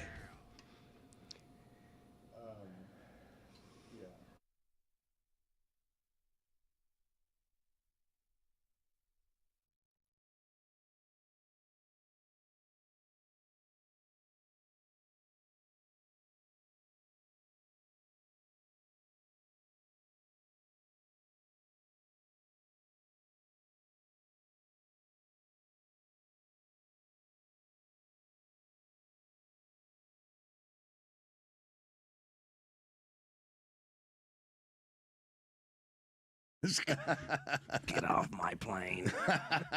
The fourth time that I was there, I dealt, when I was there for a couple days in a row last year, and I had to deal with the garage. I had never been in that garage. And it did not seem like a professional outfit that I was a part of when I had to deal with getting from the garage to your studio through 4 back doors, a kitchen, and then up 2 flights of stairs. It's like Goodfellas. You got to go through I the whole pretty thing. much thought, They have the and mint it's a coat. good thing that I did not come since I lost my smell, and I was thinking to myself that I would have come way more often recently if you had wanted me to. Hell yeah. Phrasing, brother. He has lost his scent. He wish has you came a lost lot more. his sense of smell.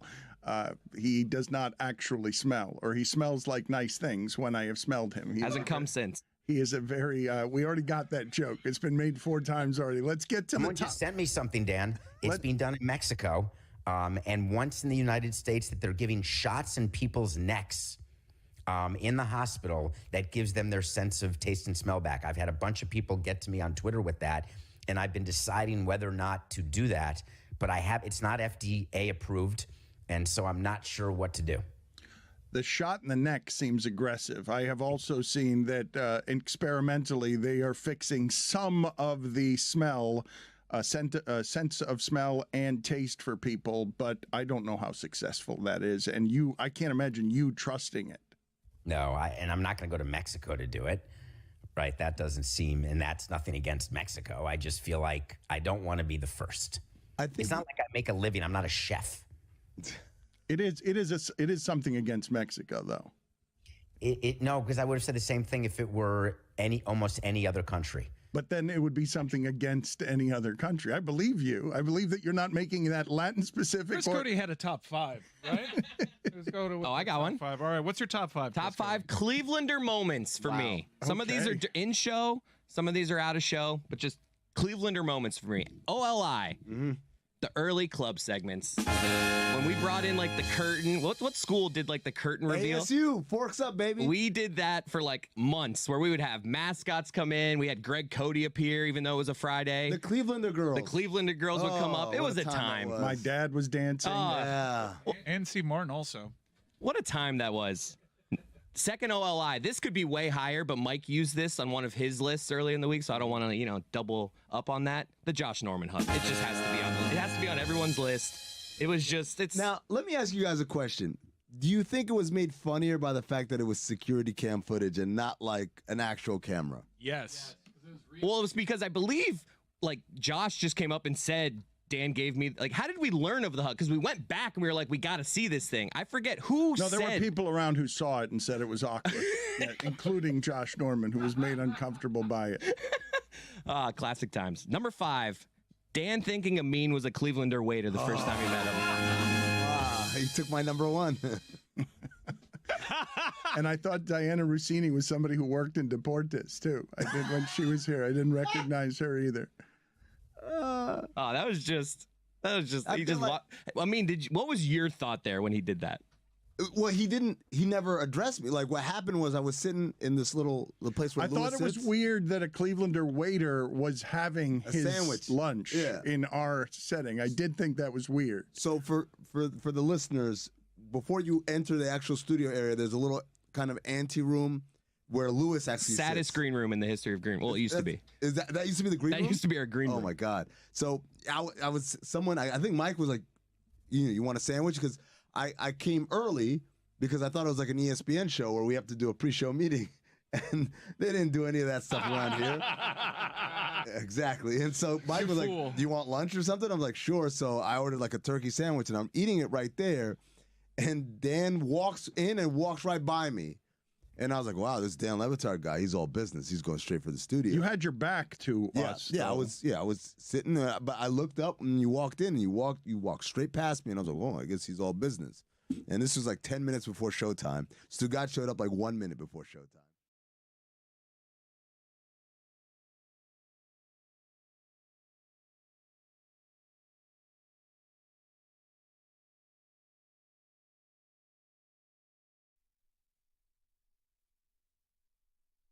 Game time is coming through big for the FIFA Club World Cup. Don't I know it? I've already used it twice for the big matches here. There was a packed house on Friday for Bayern Munich Boca Juniors. Those Boca crowds at Hard Rock Stadium have been incredible. Right now, Game Time's got a 10% off exclusive on zone deals. Yeah, the good seats. For all the Club World Cup matchups, you're talking world-class teams, high stakes, and now less money out of your pocket. You get that all-in pricing toggle right there. You click that feature. There are no surprises at checkout.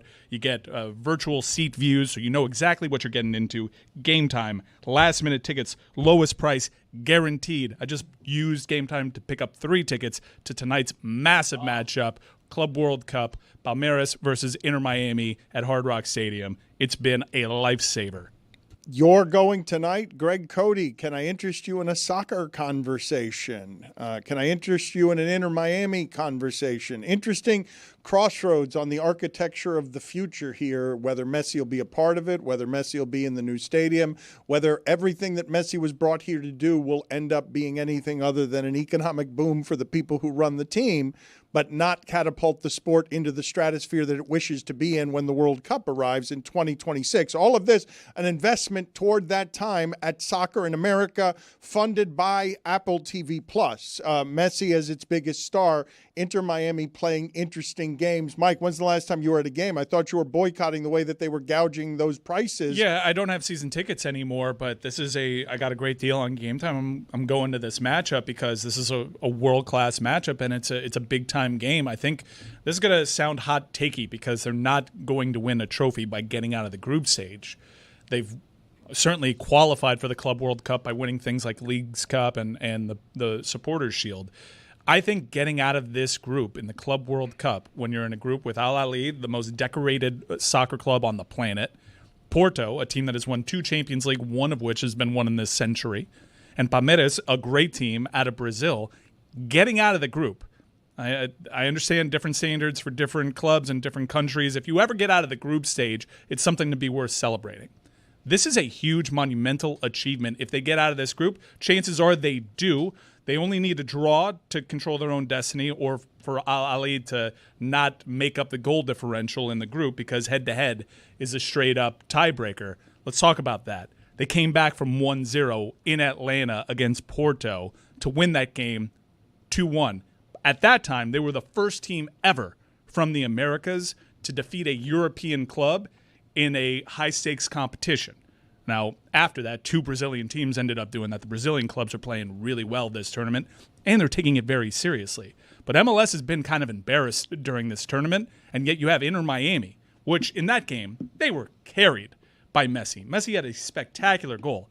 If they get out of this group stage into the knockout phase of this tournament, from a football standpoint, forget business, from a football standpoint, how can you not just stand back and marvel at this move? They're beating teams like Porto, and it's because of the acquisition of Messi. It is a huge achievement and one worth celebrating. I think this is the biggest accomplishment. If they get into the group stage in this tournament, the biggest accomplishment of the Messi era. And it's been a short era, granted, but this is the best they've done, and they're still the first MLS club. They'll be the first ever MLS club to beat a top European club in a recognized competition. Messi's goal, that's the goal he's been famous for his entire career.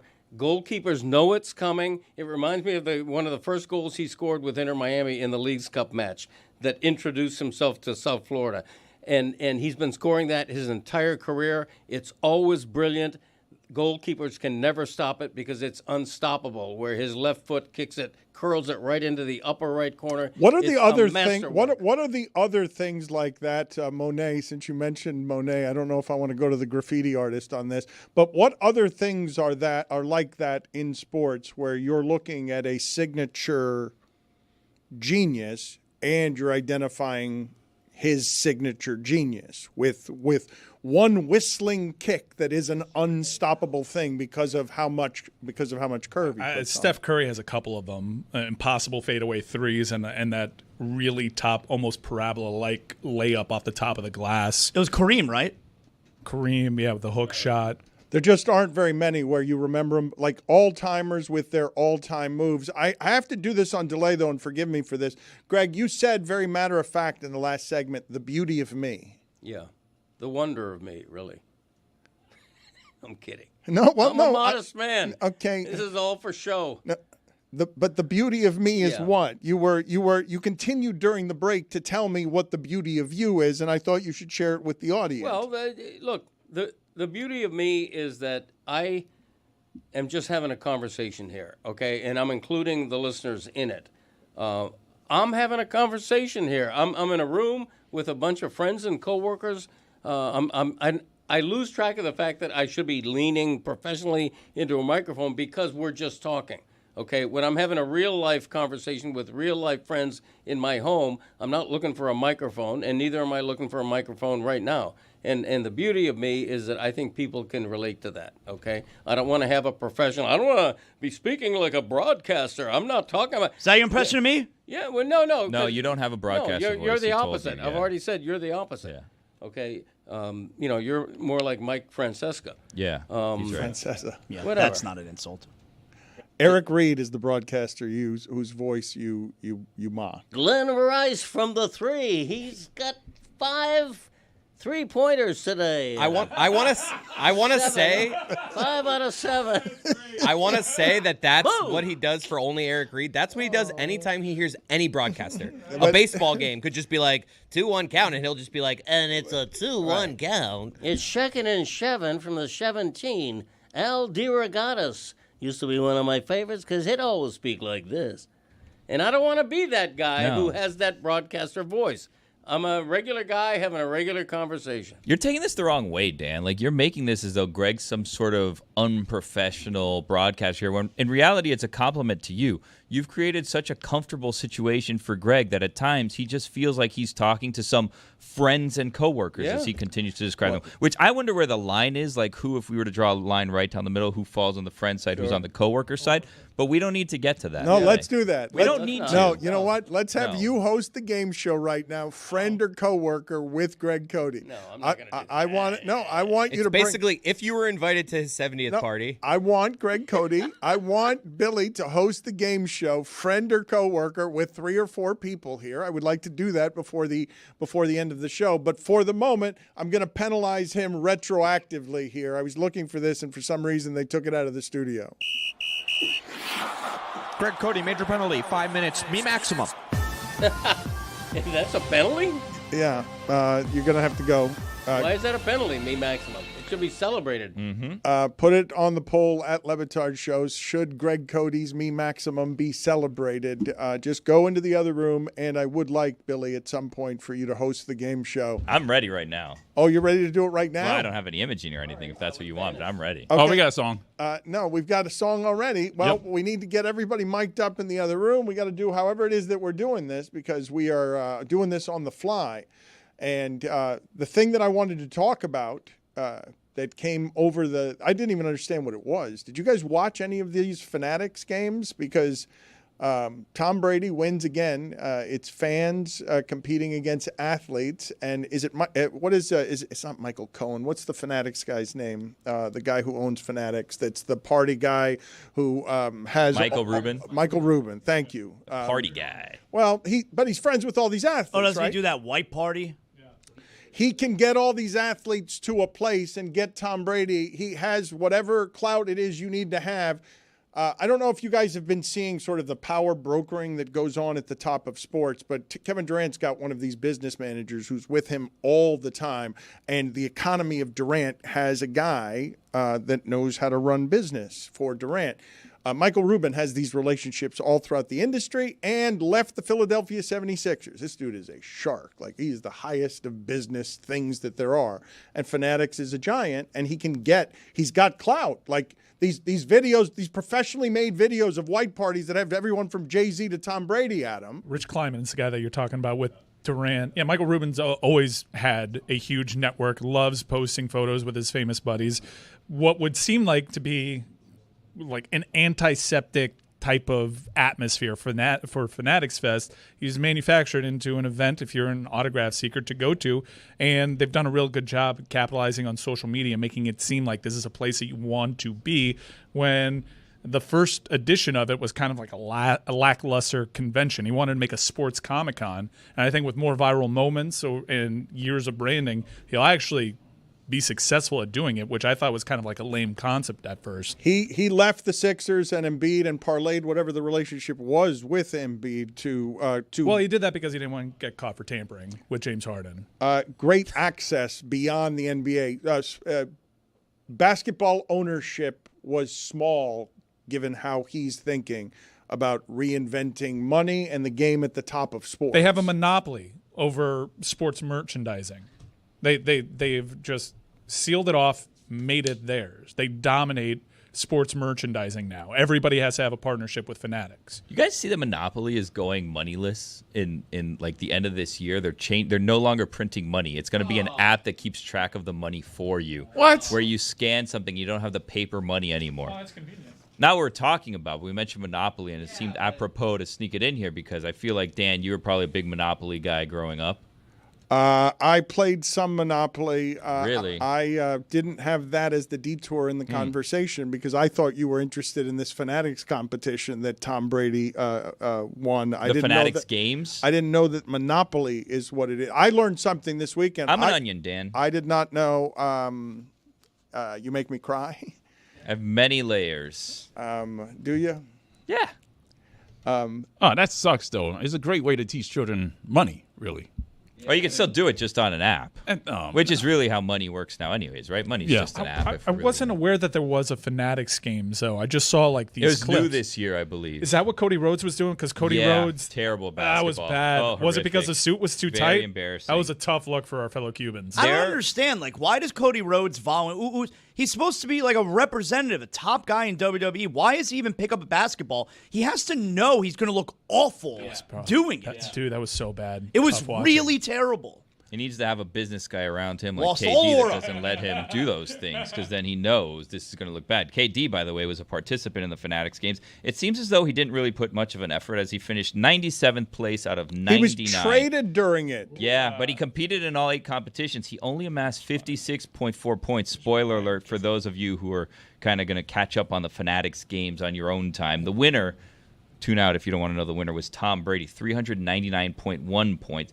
He won $1 million, which was good because Tom, has a divorce. He gave it situation. away. He did gave it give away. Yeah. Eli attacking him was cringe. Yeah, that felt was forced. really That was one of the competitions. So the competitions were WWE Superstar entrance. So that was Tom Brady's entrance. There was the pitching accuracy contest, which Joe Burrow made look like it's the Oh, yeah, that was hardest thing in bad. the history of the world.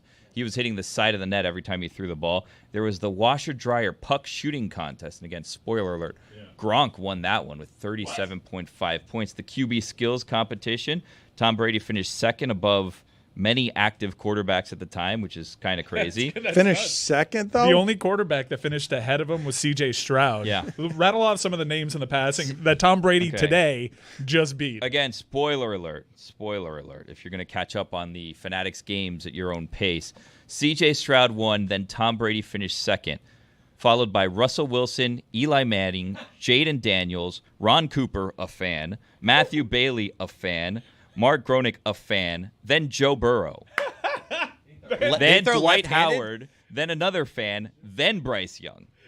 Dwight Howard ahead of Bryce Young? Yeah, then Jack Settleman, another fan, and then Nick Foles. Tyreek Hill was in there. That checks Let's see out. The worst quarterback finish here. Gronk finished ahead What of happened James to Harden. did the Noah Lyle did that race with Tyreek Hill get canceled? Yeah, Noah Lyles backed out. What happened? Said personal. Because he almost lost his speed. Personally didn't want to lose. Really? You mentioned Speed. Speed finished in first in the Around the World contest. That guy's incredible. He's going to be president one day. Greg Cody is in the penalty box still. He's been listening to the show, and I want to play this game with him, with Billy as the game show host, with the opposite of prude, Greg Cody. Greg, you're going to need to grab that microphone. You need to kind of take your feet up off the desk. Why? Okay. But did you have any thoughts on Tom Brady winning the Fanatics Games? I love the Fanatics Games. I love the whole idea of athletes and celebrities going up against regular people in regular events like this. I look at that competition and I'm like, I feel like I could do very well on that competition. Yeah. Dad, You you know, should. like- This might be a time to tell the audience what the Greg Cody Show has planned in terms of competitions coming up. Well, that's true. And you know what? We might take a page from this and do some of these events, but we're having a grandfather versus granddaughter Olympics that'll be on our podcast coming up Say very the fun soon. name that we came up with. Yeah, 7 versus 70 is the subtitle of the Olympics, and we're looking forward to that. We have several events in store. We have no idea what they are yet, but they will be in store and super exciting. But this fantasy thing, or Fanatics Games, whatever it's called, the events are perfectly constructed. I feel like, I'm not saying I would have beaten Tom Brady, but I think I would have done very, very well in that competition. Well, there's other competitions, Dan. There's the Greg. striking challenge. That's for UFC. That one's harder. The goal scoring, and then finally closest to the pin. Yeah, I Uncle can Dick do has a that. hole in one. I mean, he might be the closest you can come to the Yeah. pin. They call me Mr. Nine Iron. Okay, I'm sorry I can't Nobody call calls you. you No that. one No calls one you that. No one calls you Mr. Nine Iron. Some do. I've heard one person do that, actually. When we played golf together, we were driving by on a golf course. Someone said, Mr. Nine Iron. Chris, Thank you. Chris I thought he was Cody. talking to someone else. Chris Cody, help me corral Billy in this game show that is a friend or coworker here. Nah, Billy's got this. All right, Billy. All right, it's time for America's favorite game. Friend or coworker. Coworker, yeah. Wow, the audience is in on this, Dan. Let me stand up for this. Yes. I want to welcome everyone in to Friend or Coworker. Thank you. Now, Yeah, you already did that. hold on, I'm setting this up for those who are new to the program. FOC. This is how the game works.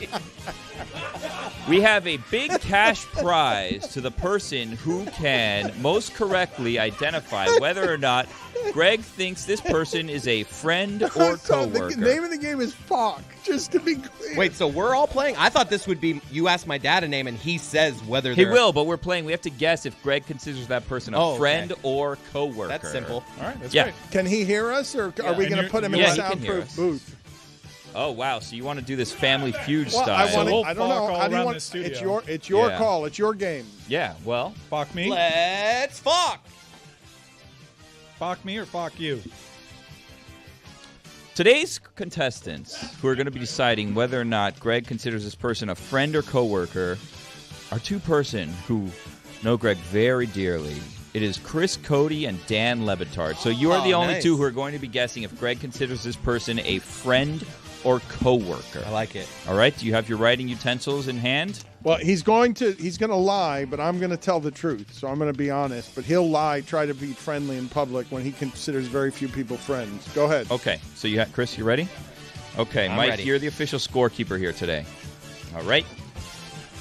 The first option, and again, the winner wins a big cash prize. Roy is bobbing his head to this music like he really nailed it with this music. This is childhood right here, man. You are so proud of All yourself. right. The first person, Roy Bellamy. Does Greg consider Roy Bellamy a friend or coworker? I'm gonna say he's gonna say friend, but he's gonna be afraid to say coworker. Well, that's not your. What's your guess though? Yeah, you need to lock it in, Dan. He's gonna say friend. I'm gonna get it right. Dan says friend. I know that my dad really likes Roy. I think he genuinely. This is a genuine one. He'd say friend. Greg, is Roy a friend or coworker? Friend. Yay! All right. Congratulations, Thank you. Roy. It is a great game. They both get a point there, but Dan wanted to make sure you knew that Greg doesn't actually think you're a friend. And more to the point, I'd say, Greg, here's the thing. If I said to Greg, give me a number of friends that you have, give me a number that you consider friends, what is that number? It's not an easy question or answer because everyone has different tier levels of For the love of God. He's trying to pin All you right. down, Greg. Don't let him. And that'll do it for this edition of Friend or Coworker. It ended as a tie. Thank Great you. game. One Excellent round. game, Billy. All right, I'll date it. Okay. We'll circle back. We'll play All it right. again. Yes. So circling back to the NBA, home teams in Game 7s of the finals are now 16-4. So basically 4 out of 5 times just if you're playing at home. If you got Game 7 at home, that's the biggest advantage to have. And last night, you guys are with me on the idea of OKC is an absolutely historically great regular season team that was ripe for the taking at the end because of all of the youth things that you associate with not being able to win a championship. Stopped because in 4 of the 7 games, they allowed a lesser team to dictate the entirety of the game to them and made them play 4 of their worst games of the season. The result of these finals is that the best team won, but the best team won because they got lucky that Halliburton wasn't around for the second half. That seems like a crazy thing to say. It was a lot harder than it needed to be because that Indiana team is simply not as good as that OKC team. Not at defense at all. OKC this year is a bit of an outlier in terms of recent history. But the sport, when I was growing up, back to the mid-20 teens, it did probably the best job in making sure that the people that followed the sport knew this was quantifiably the best team. The team that won the championship was always the best team. And you look back, we're alternating championships at a rate that we've never really seen in our lifetimes. No, we never have seen. 7 straight different champions. Crazy. It feels a little bit more random. And while the best team won this year, and you make an argument, the best team won last year, they're getting the benefit of injuries that I'm not really sure. I'm sure if we dove into it, maybe I've forgotten some other injuries. But it's odd that injuries are playing a bigger part of the story in these championships lately when we're in a recent era of What load the hell was management. that? What was that? A sneeze. It was a man. sneeze. Please turn tight. We're good. Okay, I just didn't know. Unprofessional. I didn't. Oh, Not a professional broadcaster. Dan makes everyone comfortable, so they just think that they're hanging out in the room talking to him. So Kyrie Irving gets injured last year. Jimmy Butler gets injured. These were players that had load management programs around them. We're in an era of load management, and yet in the postseason we had 3 Achilles injuries. You could go entire NBA seasons without seeing that type of injury. Why, in an era where we're so attuned to the athletes' bodies, where we're trying to avoid injury, are you seeing so many more of the arguably the most catastrophic, outside of death, the most catastrophic injury a basketball player could suffer? This was considered a death sentence before, and now we're seeing it all the time routinely when we're trying to stop injuries. So is 3 a trend? Because Boogie Cousins was never the same after this, and this is one of the places that I remember learning of how it is that a potential can go to die, where athleticism can go to die if the Achilles is snapping. In a way, it's a gunshot. People can hear it. Halliburton knows what it is. That's why he starts crying. He knows immediately that that is not something he gets up from. We saw this happen to Kevin Durant kind of the same way, right? Where we don't know what these guys have to do to mask to get out there. Like we put a lot under that umbrella if someone's banged up. Like they are just, I can't even imagine what doctors are doing to protect those economies. Just to be clear, right? Did you guys see that an NBA executive said that when Dallas won the lottery, it's worth between $500 million and $1 billion to win the lottery in basketball to your economy because of how, if you get one of these stars and you ride his body for 5 years, you can make a giant business around everything that's happening in this sport and these bodies. Kawhi Leonard told you a while ago, don't trust the doctors. Total mystery, the way that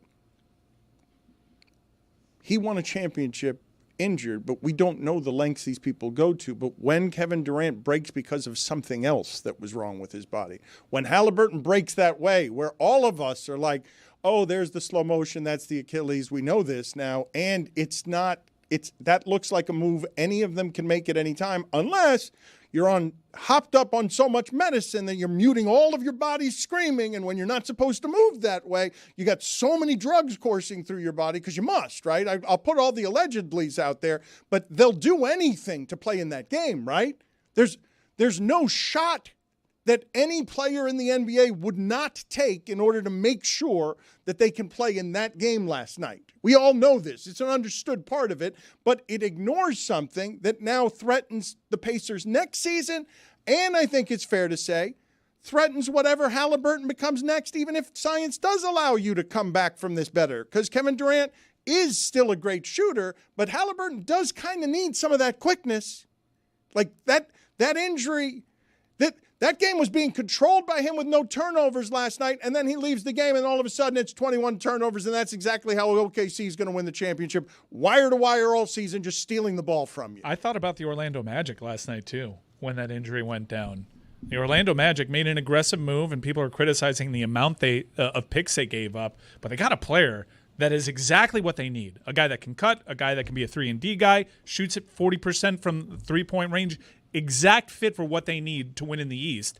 And not only do they make that move, but they're looking at an Eastern Conference that doesn't have Jason Tatum in it anymore, doesn't have Tyrese Halliburton in it anymore due to this injury. Milwaukee, too. The Lillard thing is definitely, and they're probably going to get rid of Antetokounmpo because of an Achilles. So you have 3 teams that were atop that Eastern Conference, a conference that was already wide open, that are just totally devastated for next season.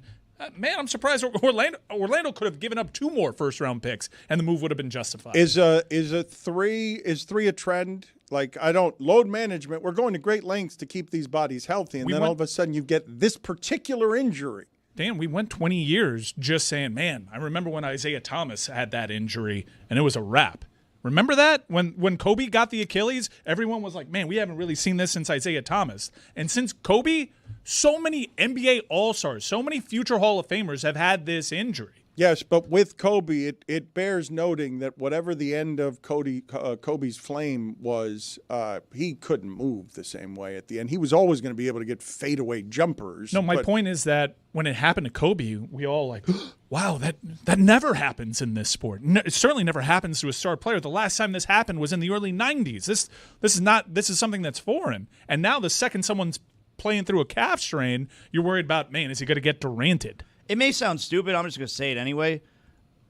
All these players wear low-top sneakers now. Does that mean anything?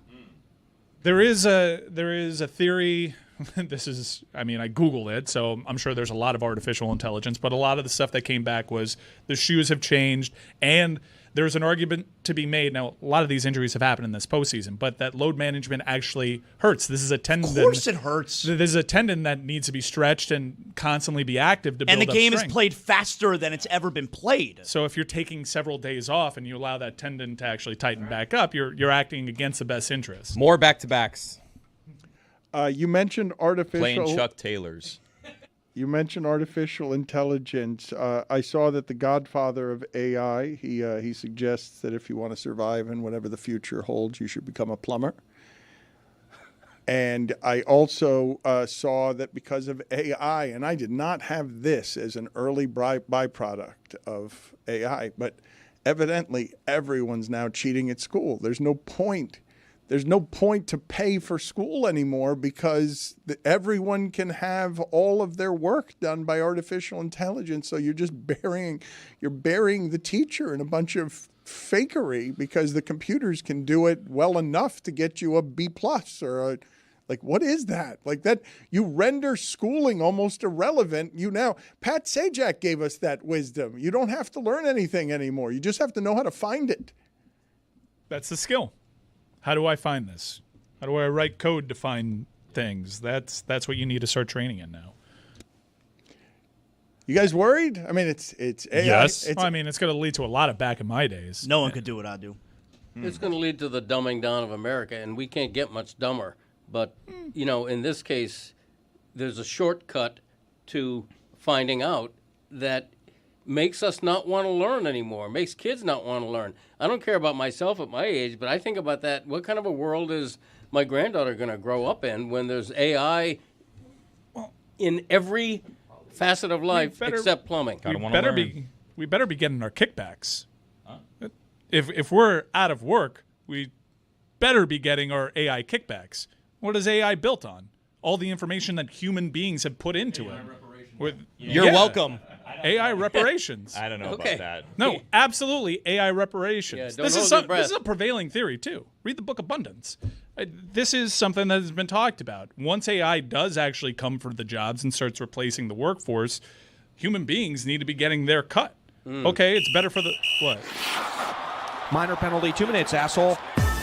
It was read the book Abundance. That was the sentence that got you going. Wasn't Mike asking for reparations? It wasn't. It was just it was the phrase "read the book Abundance." You just gave us a reading assignment. Read the audiobook. This is gonna age so poorly for you in 10 years. I'm getting kicked out for invoking something that is going to be like, what? Okay. All right. I brought up the threat. Idiots. There are many I existential. think we already are dumber. There are many. We are surrounded every minute by existential threats. This weekend brought an almost literal apocalypse of I don't recognize the America I live in when we're at war. This flippantly, I'm going to say, and I'm back. Oh, it's 2 minutes. Let's just pretend. Can we just invent like a computer virus to take out AI, like a computer COVID? If Go you on. will. You go and the AI is compiling all these problems for us, taking our jobs. We're losing our recipes because of AI. But if you make a computer virus, let's call it, like a super virus, a bug that shuts down all of AI. Like an entity. Can we not win? What if the key to this virus is buried beneath the Arctic Sea? Mr. Nine Iron? Do you know what he's referencing there when he says we're losing the recipes? I believe it's the greatest moment in the history of University of Miami football broadcasting was Warren Sapp and Michael Irvin on the set of an NFL product. That's all I had for about a decade. No success on the field. It was just the NFL morning show and that segment of Sapp and Irvin. What are you laughing about? I don't remember the Sapp and Irvin show. Sorry. What? It was a segment inside of NFL Game Day where they would talk about all the games, but Sapp and Irvin had like a 5-minute segment where they would just be over the top. Real manic energy. I'm not really sure what was going on there. Uh-huh. I was, I don't think I've told you this. I was supposed to host a show for the NFL Network with them, but I had to fly to Los Angeles every week to do it, and I wasn't willing to do it. Let's play this sound right here and I aired, by the way, because this could have been my life, and I would have rocketed to television stardom all over the globe, carried on the whimsy and general recklessness of these two men on television, neither of whom should ever be on television except they're both great at television. Oh my God, this is what's wrong with today. The young ladies today, they're not learning from mom how to cook. We're losing recipes. There you go. I can relate. How? Recipe books, man. Oh. I mean, Nana, had a Doogie. Nana Doogie had a thick recipe book, this thick, with all some of them were clippings she had cut out, but most of them were handwritten recipes. And where is that book today?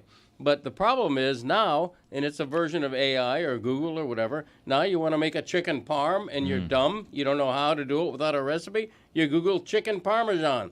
And you just get it like that. You don't even need a recipe book anymore, let alone long-standing family recipes. You still print recipes. I'll go to your house on a Sunday and you have like the printout from the website. If it's a recipe that I haven't made very recently. You do it for everything, and you're always like, I have my own way, but I just need Nana this here. Doogie's recipe. I mean, I made steak and baked potato and asparagus yesterday. You think I had recipes for those staples of cuisine? There was something charming, Greg. I think you'll agree with this. There was something charming about a handwritten recipe book where sometimes maybe their little splish splash from the stove gets on the recipe. Is that a teaspoon? Is that a tablespoon? Yes. We'll figure it out. Right. Splish splash. I'm taking a bath. Mm-hmm. Yeah. So Splash. You don't need a recipe book anymore. I feel bad for the people still writing recipe books. Who's buying those? I mean, AI. It's crazy. You're selling 2 books right in front of you. Well, these aren't recipe books. You can't get this anywhere else. Oh, but that's a recipe for recycled. Oh, back in my day? Says the guy whose last 9 episodes of South Beach Sessions have been best ofs. God damn, man. What are you doing? That's not recycling, though. Hey, reality was last week. What are you talking about? Before that, no, I'm a South Beach Sessions fan. I see it. Greatest hits. I mean, am I wrong? What do you think Sapp and Irvin felt when they were like, the Le Batard doesn't want to fly out? So that's that. They could have relocated. They could have done the show from SoFla. They chose not to. No, the show had to be in Los Angeles. Why? SoFla? Yeah. Why did you SoFla. do that? Why did you I've do been that? saying SoFla for years. It hadn't really gotten off the ground, but I've been, that's my nickname for South Florida. Don't give I would up. lose that. What's your greatest professional regret, Dan? My greatest professional regret. Not counting me. I got to think about that one All for right, a think second. about it and probably don't even answer it. Apparently, Dumb question by me. it's a long list. No, I've got to think about it for a second so that I don't. You're asking me. I may blindside somebody here, so let me think about it for a second. That's why I'm saying probably don't do it. I know famously on the show you said that you were once offered like 7 figures to move to Detroit and be a columnist there, but you were like, no way. No, I was not. I was offered. It was not a 7-figure job. Those jobs, column jobs, don't pay like that. Never have. That's what I was thinking when he said that. Never wow, had. I mean, you're good, but not that good. But Come yes, on. I would not live in Detroit. I didn't want to live in Detroit. Yes.